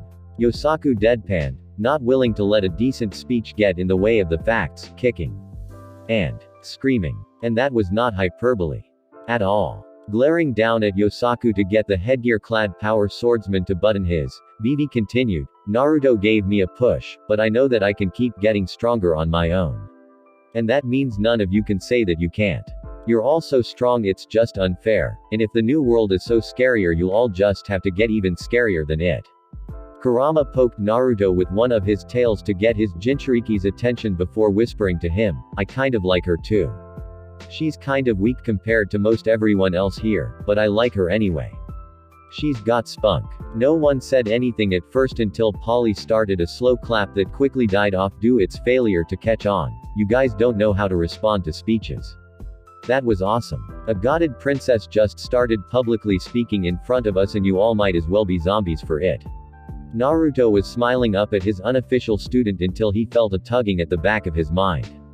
The mental distance he could feel the pull from was actually not as far as he thought it would be for someone triggering the reverberation effect of the Hiraishin kunai to call for him. That was weird. It wasn't coming from anywhere in the elemental nations since it was illegal to own a kunai with the formula inscribed, but it wasn't from far enough away for it to be the Straw Hats or Boa Han, the only two groups he had given one to. It actually felt kind of close, really. Closer than it should have been. They weren't anywhere near the Grand Line. Guys, you can meet and greet with Kurama later. Naruto said, still feeling very put off and suspicious about the whole thing. I've got to go. Go. Really? Murit raised an eyebrow, idly running her fingertips on the hilt of the Funkfried sword to hide her curiosity. Where? That's the thing. I don't know. I can't tell who's calling me because I can't tell where they threw it. Before he knew it, a feather-light blonde woman bade herself over his back, raising her hand into the air and smiling brightly. Ooh. Ooh. I want to go. Let me come with you. I like traveling. It was true enough, otherwise she probably wouldn't have become a pirate. That was fine, but he had to go now. Sure, whatever.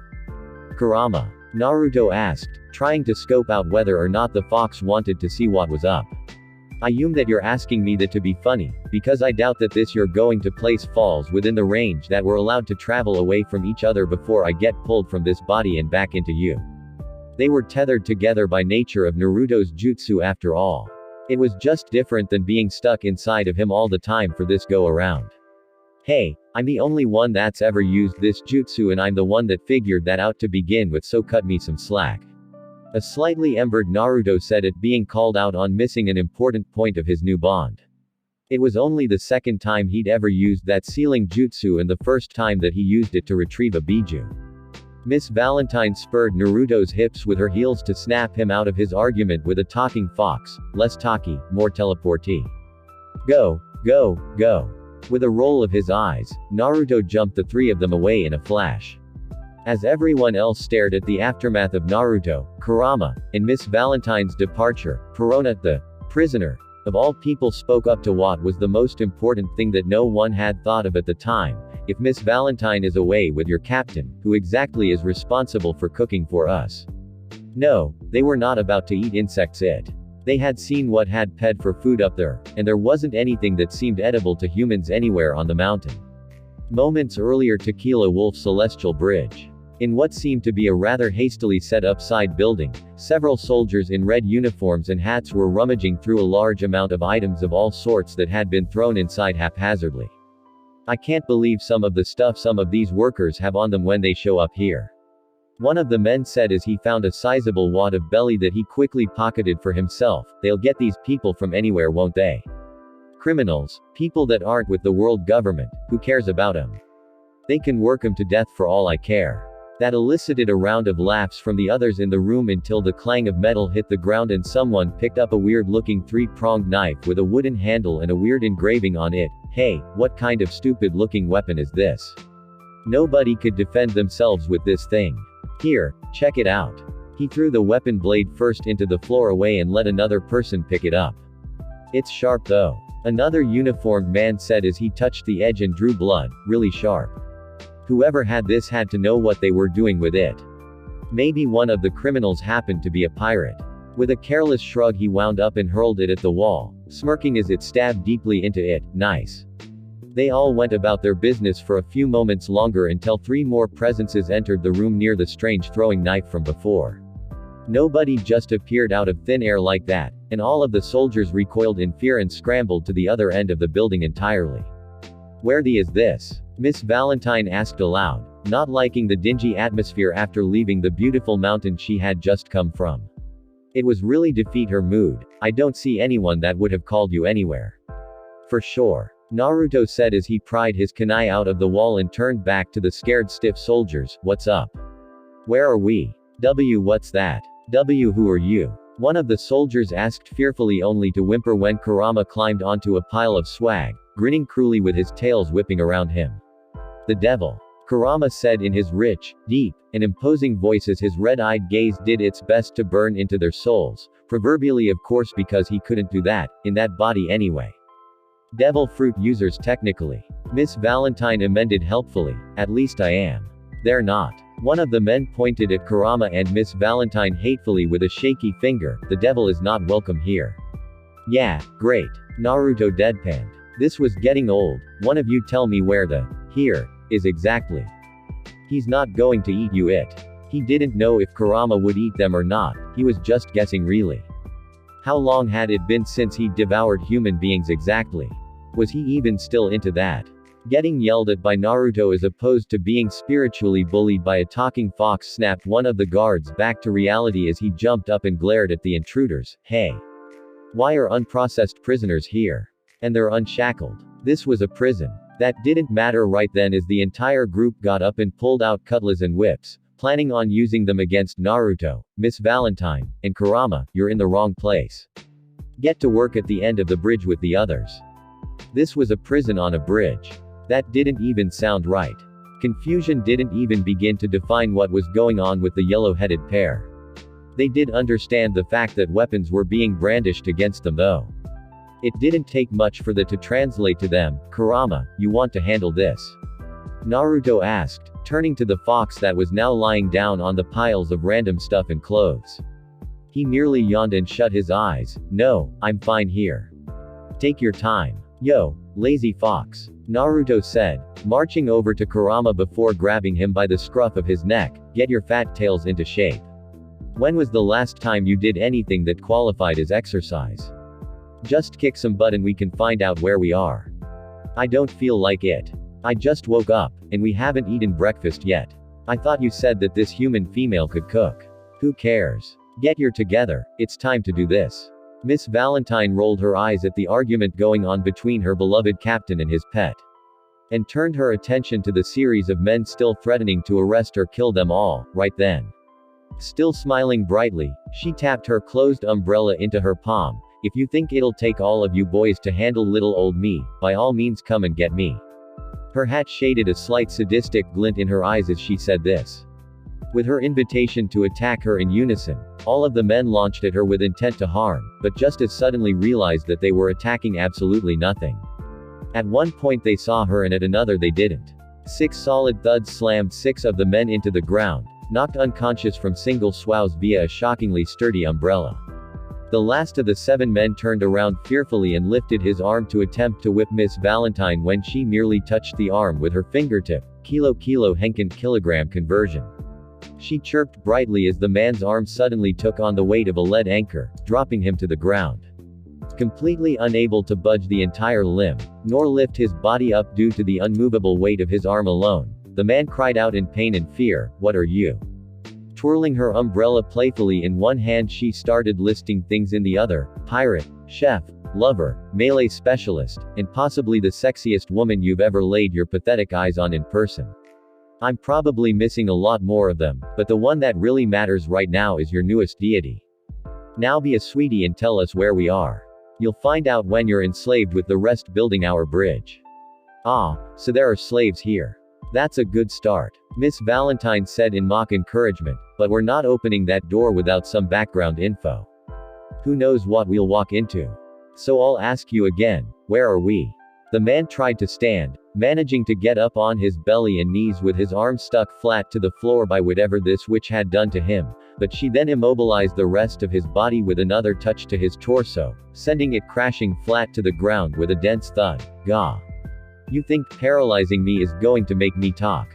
Nope. With that, Miss Valentine plopped down on his back, sitting carelessly. This probably will though. Better talk fast. I hear structural damage to the spine is pretty nasty stuff. Crescendo stone. Slowly she started to increase her weight, getting a straining grunt out of the man beneath her. You don't seem that tough, so in 2 minutes you'll either be singing like a canary or you'll be a pancake.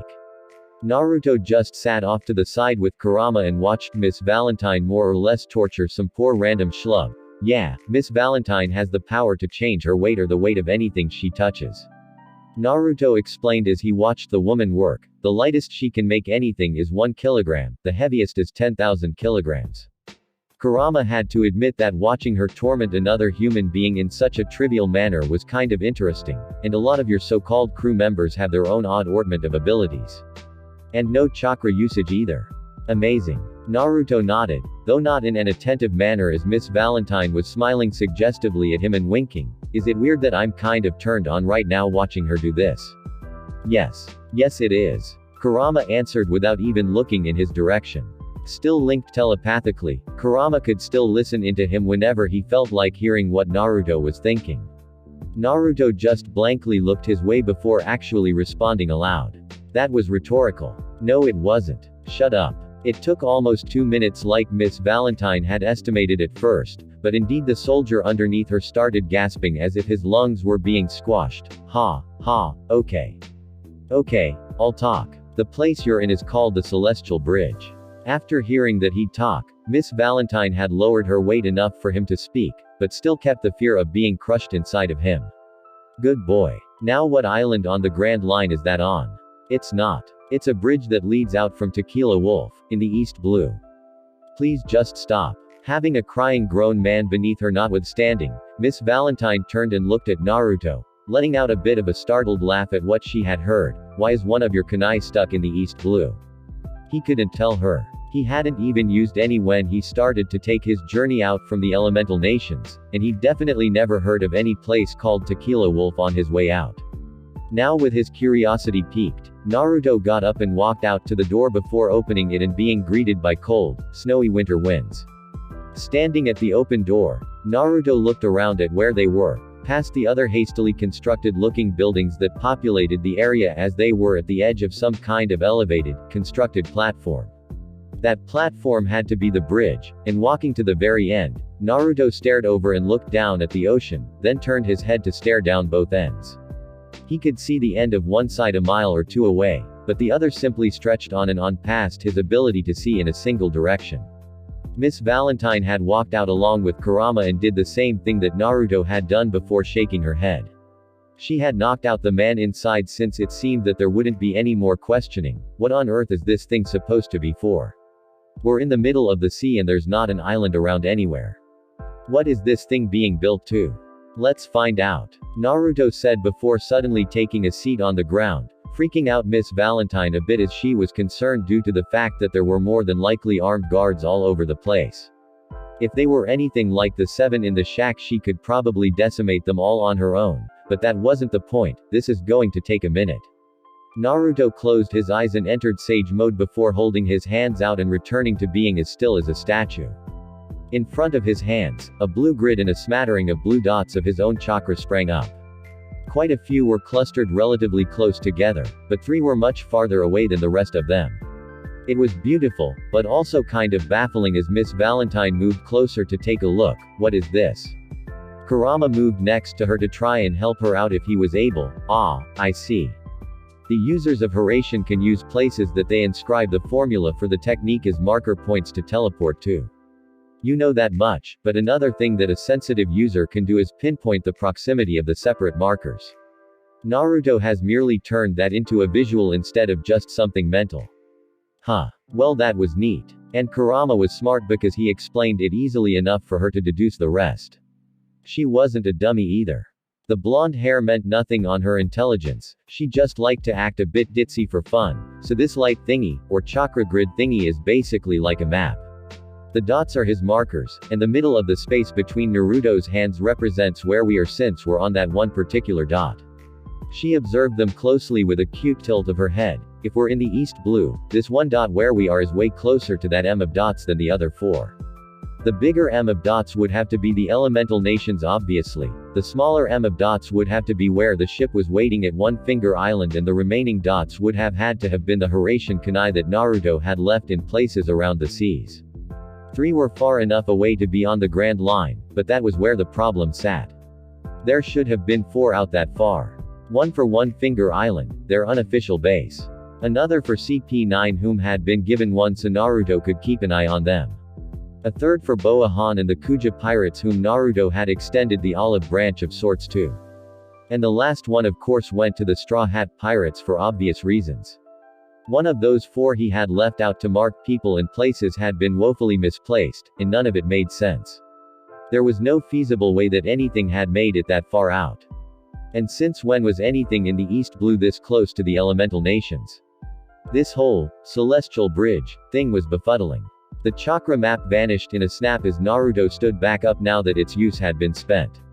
He looked up at the sun and frowned even deeper. This bridge is going even farther east, but it couldn't be going toward home, could it?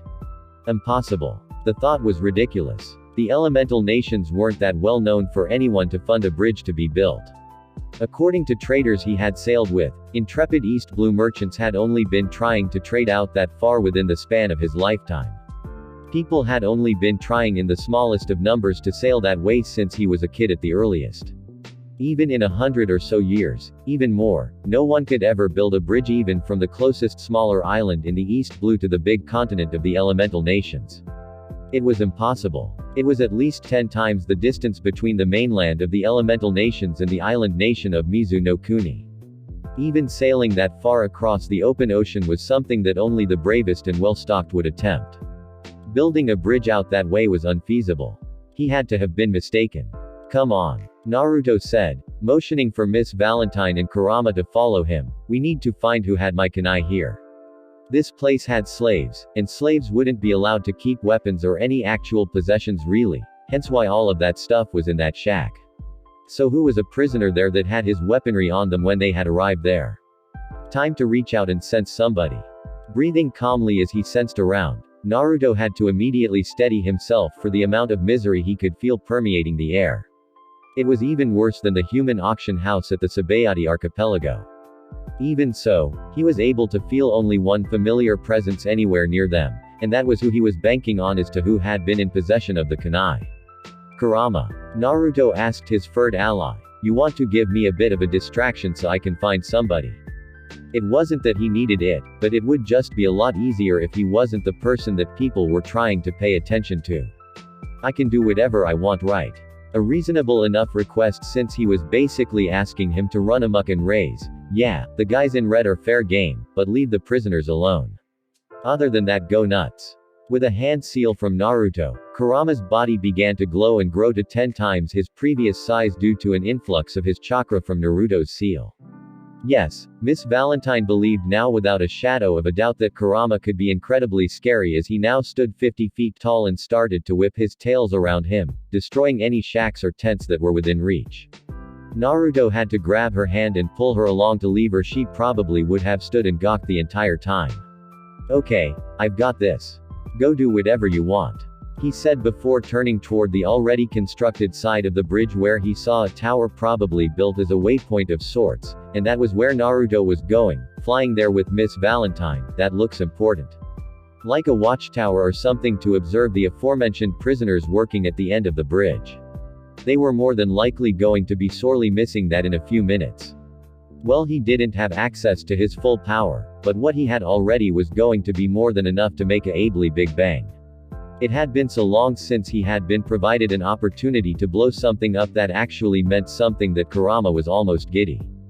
Akin to a great and proud beast of the wilds, the Grand Fox turned his head to the sky and let out an ear-rending roar that busted the stone of the sturdily built bridge beneath him just from being near the focal point of the sound.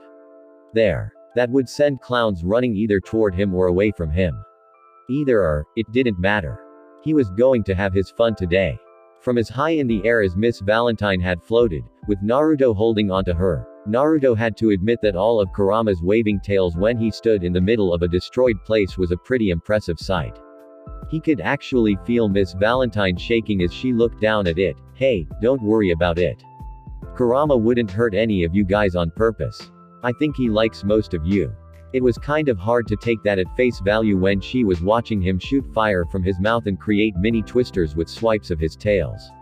The hapless Tequila Wolf guards that had charged in to take the beast down before he could destroy the bridge were getting fricied and tossed asunder. Yes, the originally unassuming Naruto had pretty much almost broken her neck in one move when they first fought, but it had been over so quickly she wasn't given much time to become afraid of him in battle. Afterwards she had become one of them, and all of the scary things that Naruto did from that point onward had been for her benefit, thus she was never really given the opportunity to fear him. Kurama was different though, so she could be a bit wary of him until later. We're over the tower, she told him, deciding to change the subject back to business. What's the next move, dear? She asked, brightness back in her voice. Naruto looked down and made sure he had his aim on right. He only had a short time left in Sage mode with the small amount of nature chakra he had gathered, so it was time to make it count. Waste not, want not, you can drop in with me if you want, or you can wait until I do this and float down after me. Later. He then departed by letting go of the beautiful woman and free fell to the roof of the tower.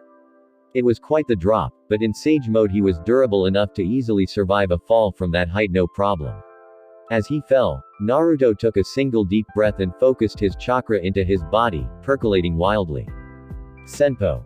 Hishugama. Sage Art. Flying Toad. Landing on the roof on bended knees to brace the fall, Naruto's body immediately used the properties of the frog Kata to expel all of the chakra he had been building outward in a shockwave that blew open the room of the tower without causing structural damage to the entire building.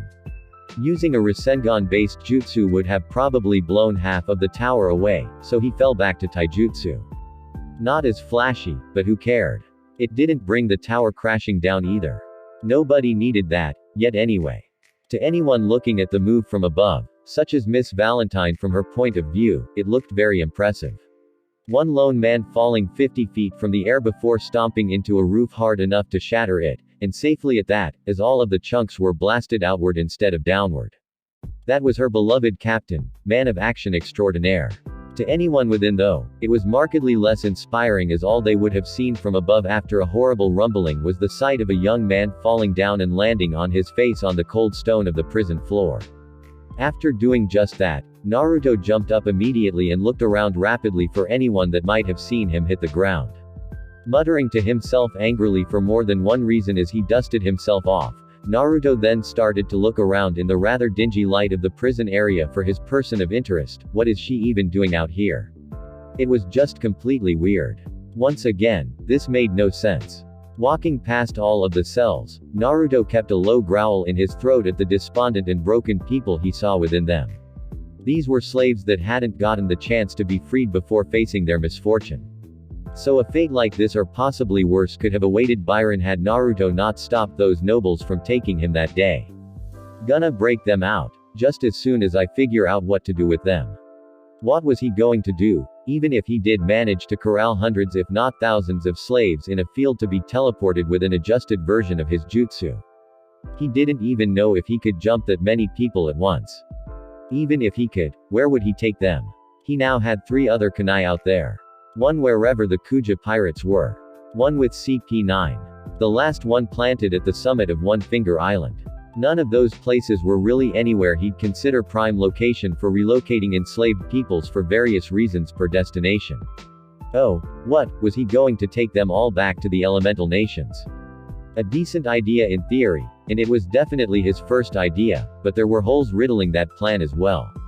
Like it or not, they were stuck out at sea, and to build a bridge this size it had to take a veritable army of slaves that he wasn't sure what he could do about.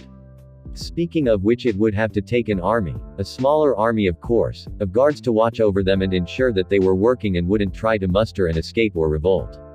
Just how was Kurama doing, by the way? There weren't any windows in that place, so he couldn't look outside to see. Now is the winter of your discontent. Kurama shouted audibly enough for everyone to hear as guards scrambled about. How were they supposed to deal with anything like that? The thing could create mini wind storms with its tails and spit fire or whatever it wanted on command. I am all powerful. Not really, but no one subjugated to his wrath was aware of that.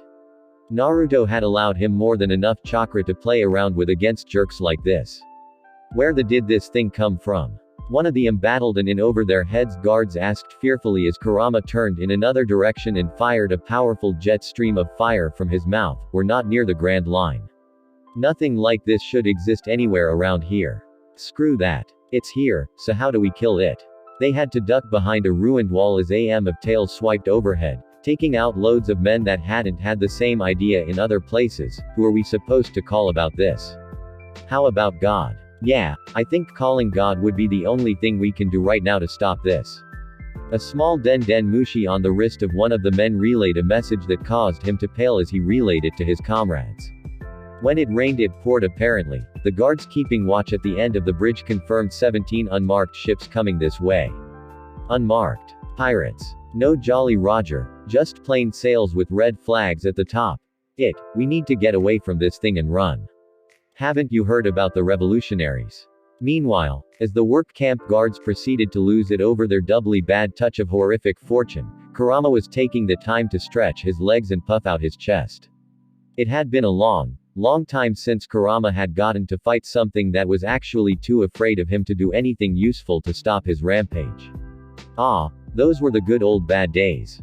So enraptured by the fighting he was involved in, the Biju took a moment before he registered that there was a small fleet of ships with nothing marking their allegiance other than plain sails and red flags, heading that way from the under construction end of the bridge.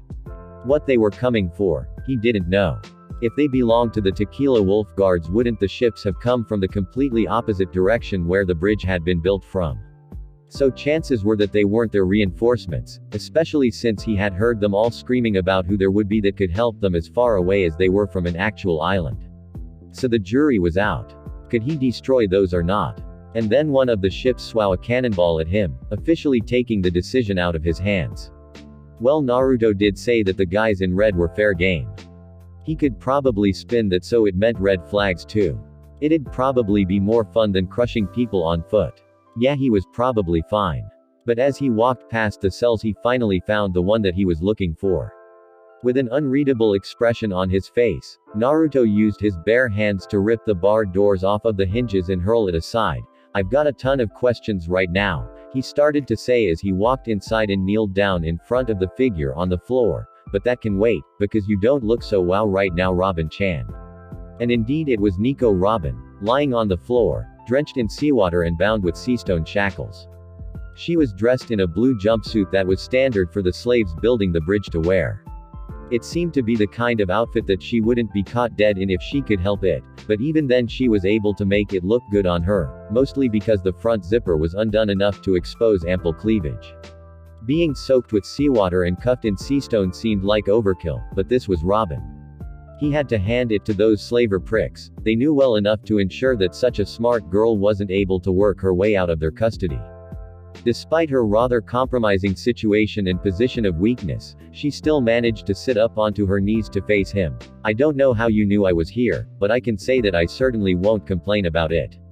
Even as a prisoner and potentially a slave, she still had a calming charm about her. I didn't know you were here.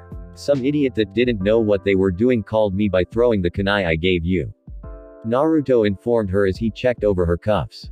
Even pulling at them mightily while in sage mode couldn't bust them, he said while reaching around on his person for something. Seastone is harder to break than diamond. Robin told him, trying to get him to stop working on them as he started fussing with the cuffs again. If you want me out of these, I'll need a K. She stopped talking after the locks opened up and the cursed shackles fell from her wrists.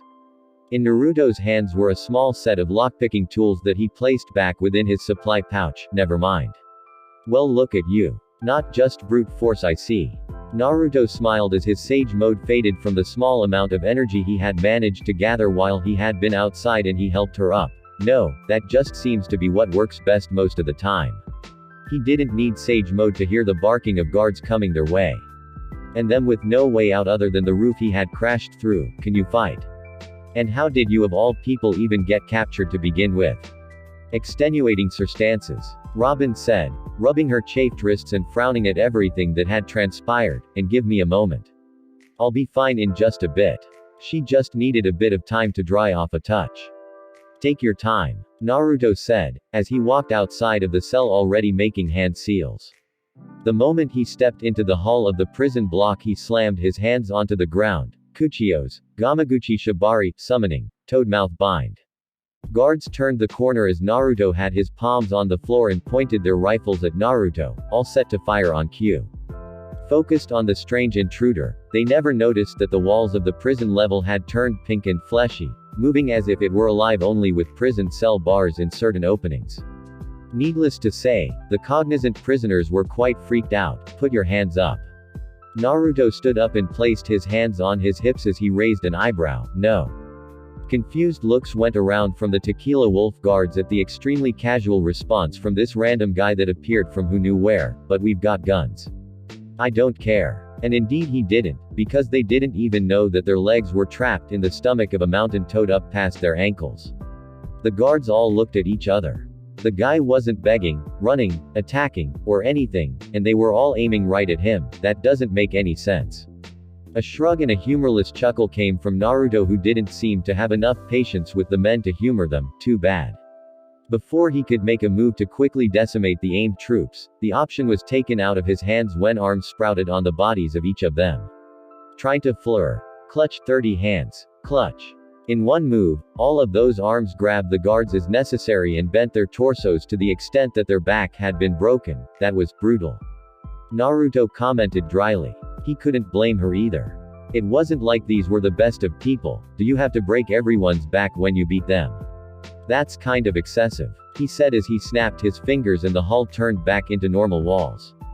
Behind him he could feel Robin standing there with her arms held up in an X, as she usually did with the way that she fought. I'm just making sure that my enemies don't get back up, she said evenly as she brushed past him. You destroyed 2 entire Buster Call ships and every Marine on board them as if it were a warm-up.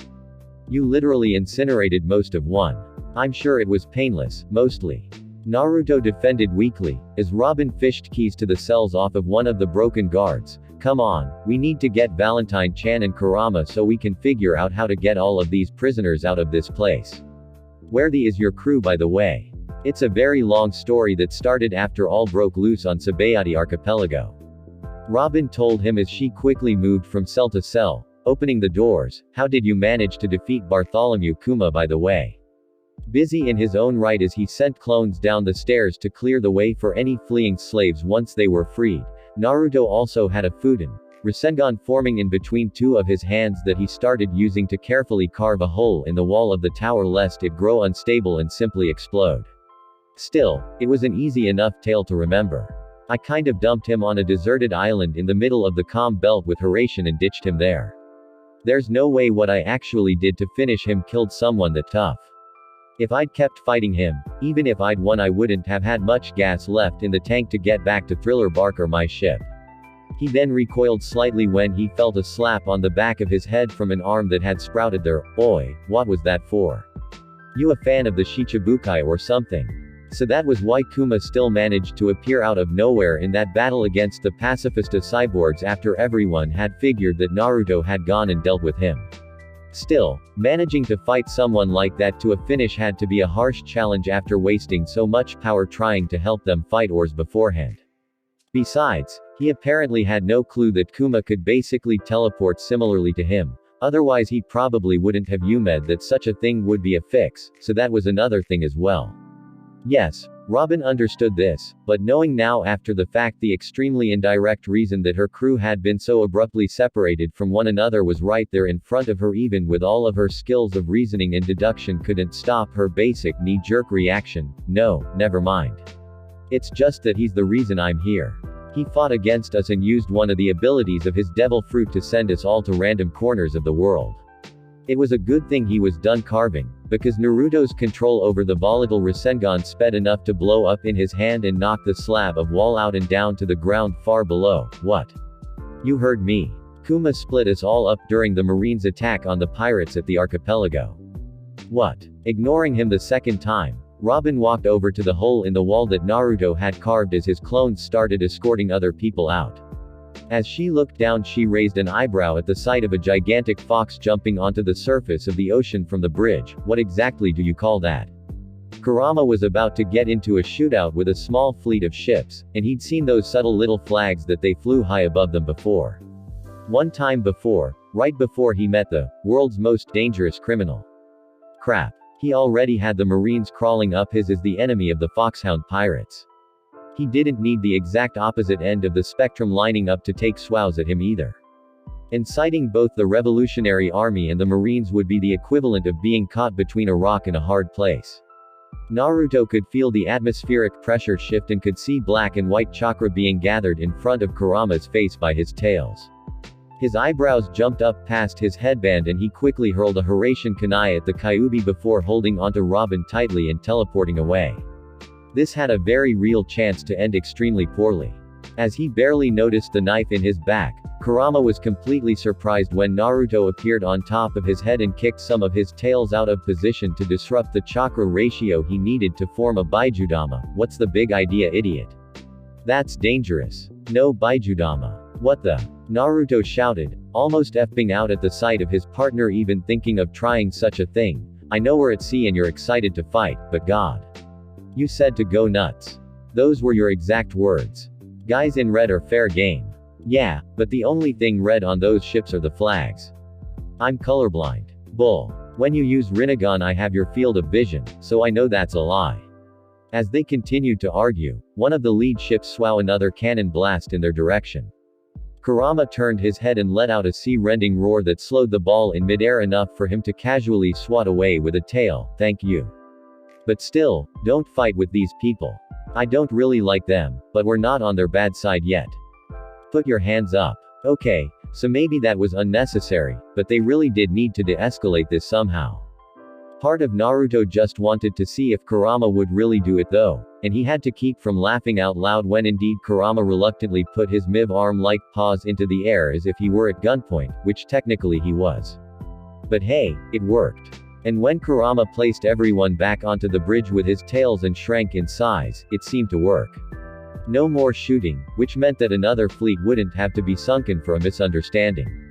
Once again, having been desensitized by the Grand Line and having been placed in absolutely terrifying and unbelievable situations since she was 8 years old, Robin did not visibly react to Naruto's verbal spat with a gigantic vulpine creature. But to think, not only was she saved without calling for it, she was now about to come face to face with the Revolutionary Army of Dragon. Well, timing certainly is everything. None of them had ever seen an army of a liberating nature come through a settlement before, but it was completely amazing to see. Those revolutionaries swept over the bridge and started immediately getting people situated to get them out of there. It was impressive. They came in there with a plan. Granted, that plan involved a somewhat drawn-out battle with the guards first, but without a fight that just made the liberation go all the more smoothly. Naruto and company had pretty much rendered whatever defenses that the slave labor camp had absolutely worthless before the revolutionaries had even landed. When they did, they immediately began doing what they could to ease the slaves, quite a large number of whom had actually been born into lives spent working on the bridge. The reason for that was actually absurdly startling for Naruto. 700 years. Sitting on one of the ships of the revolutionaries as they got the slaves situated and given actual clothes to wear instead of the work uniforms in preparation to be taken far away from that horrible place, Naruto was given a startling bit of information. You've got to be kidding me. They've been building that thing for 700 years. Why? The nobles from back then demanded it. The leader of the attacking force of revolutionaries told him. A man with curly brown hair wearing a tan cloak and a bowler hat with a feather in it that went by the name of Bunny Joe. He didn't go into any detail on the name and Naruto really didn't want to press the issue of where it came from. Nothing good could come of that. He had to cover Miss Valentine's mouth before she could say something funny about it. Speaking of her, why? She echoed Naruto's sentiment accordingly in a similarly inquisitive manner. What was the point of building a bridge out to the middle of nowhere? Nobody knows. Bunny Joe said, finding it absolutely disgusting that for 700 years people were forced to work to the death on building a bridge for such an arbitrarily worthless vanity project. There are legends amongst the slaves though that have been passed down from the days when this started. It's probably the truest rendition of a reasoning for why that you'll possibly get if you're really interested in hearing it. Outside of the East Blue nobody really hears about it at all. Why the not? Robin was getting changed into some real clothes, so they had time to wait to hear the entirety of her tale of exactly what transpired to separate the Straw Hat Pirates. Until she was ready to go in some decent clothing they had plenty of time, so it was story time as both Naruto and Miss Valentine wanted to hear what the tale just so happened to be. Well, there's a place. A whole continent, bigger than any single island, that sits at the back end of the East Blue, with lots of wide open space, vast lands enough for everyone, and it's forbidden to no one unlike the land of the Red Line. Apparently people can go their whole lives without seeing the ocean at all in some cases, or so they say. Bunny Joe started to explain, it's so far away. Most of the islands that comprise the East Blue are way farther west and north than this place. The East Blue marks the back end of the Grand Line. Anyone that makes it there gets dumped out in this sea, though only one pirate crew ever made it all the way through, 20 years ago. That's where the better descriptions of the land come from. Kurama hadn't been interested in hearing about old crap that didn't involve him until he heard about a crew of foreigners that had seen a decent if not a large amount of the elemental nations 20 years ago. Wait, something about that sounds oddly familiar. All of those years were blending together on him. 20 years ago was recent compared to how long he'd been alive. Biju don't become senile. Well, Shukaku did, but I'm 9 times better than him, so I should be able to remember this. It was going to grind his gears until he figured out how this had anything to do with him. Somehow he felt that as a Biju he should have definitely remembered this. To him that thought made complete sense. As he growled lowly to himself, lying down on the deck, head in his paws, he continued to ponder. Miss Valentine already knew exactly who Bunny Joe was referring to, but Naruto didn't care because 20 years ago wasn't relevant to 700 years ago, which was what he wanted to know. Yeah, come on, what's the legend between the workers? I can hear that other part later if it's a Grand Line legend. Impatient perhaps, but he had a bit of a point though. If he really wanted to hear that one there probably wasn't anyone on the Grand Line that didn't know it, so he could always ask about it there if it came up enough for him to care. Besides, it was a pirate legend, and he wasn't a pirate. Taking the hint, the revolutionary continued, this place, it's so far back that it's hard for any crew sailing from the islands of the East Blue to reach even if they knew where it was. They'd risk running out of supplies before ever getting close. The East Blue is the weakest sea too, so not just anyone can make it out there too. There's some nasty legends about that place too, monsters and people with incredible skills, things like that. Over the last few decades pirates try going out there every now and then to make it their turf since there's no one really tough enough in this sea to try and head to the Grand Line. None of them come back, and some people ended up calling this place the final continent. This is starting to sound kind of familiar. Miss Valentine pointed out, shooting a look of intent Naruto's way. And indeed it did sound familiar, but Naruto simply wanted to hear it out until the end, just in case, this place you're talking about wouldn't happen to be called the Elemental Nations as well would it? Yeah. How do you know the official name of the place? It's not really a legend that gets around much outside of the East Blue. Dragon told some of us about it since he's from the East Blue. He always wanted to visit a place that had never seen the influence of the world government. I know because Naruto here is from the Elemental Nations. You're talking about his home. Given that information, Bunny Joe looked at Naruto in a different light, as if he were some kind of novelty or something, and in actuality he sort of was. Wow. Wait, till I tell Dragon about this one.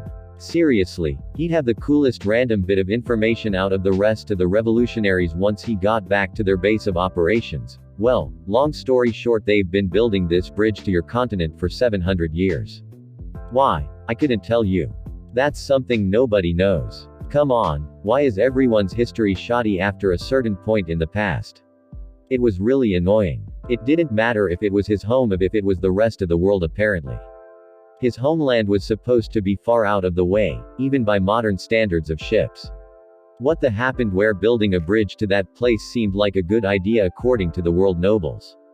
Things that happened 700 to 800 years ago were always murky and cloudy no matter where he wound up trying to infer about history. In the elemental nations nobody had any history that went back that far because it had been the day of the old school clan wars and the free-roaming mercenary days. Important things had to be handed down by word of mouth for security purposes. There really wasn't a reliable history system for all to take knowledge from until the establishment of the hidden villages, when recorded history started becoming important to foster pride in one's home and for various other reasons. Even then, there were way too many legends and stories to keep straight what was true or not. Half-truths and embellishments were the norm, because they were supposed to be a society based on the shinobi arts after all. That almost wound up biting all of them and possibly the entire world in the when Naruto had been a teenager, but that was another story for another time. Apparently the rest of the world ended keeping records that far back either and having it be common knowledge, which made more sense because the world was huge. That still didn't make it any less annoying though. Wait, Robin was some kind of awesome archaeologist that was so good she'd gotten a MIV bounty just for knowing things about the past. Maybe she knew some East Blue history that could help connect some dots. While Naruto just sat in place and mulled over everything that he had been told, Kurama was doing some thinking of his own. In a span of less than 24 hours he had his soul yanked hundreds of miles by a spirit chain, he'd been processed through a statue, and been shoved back into the stomach of the kid he'd spent nearly 60 years sealed inside of, all voluntarily. He'd met a group of eccentric humans with varying personalities and abilities from all walks of life that Naruto had deemed interesting enough to travel the world with, as well as a gigantic duck that he was probably going to end up eating at some point before it was all said and done. He'd been given the chance to make pitiful mortals tremble at his presence again for the first time in decades, both from his sheer presence alone and on the battlefield getting to hurl his considerably powerful chakra around as well. And he'd been given a brain bender of a memory question from the revolutionary man's story that was going to be defeat him to remember until he actually managed to do so, because for the life of him he swore that it was supposed to have been something really important at the time that it happened. It just didn't engross him directly, hence he didn't care too terribly about it when it had happened either.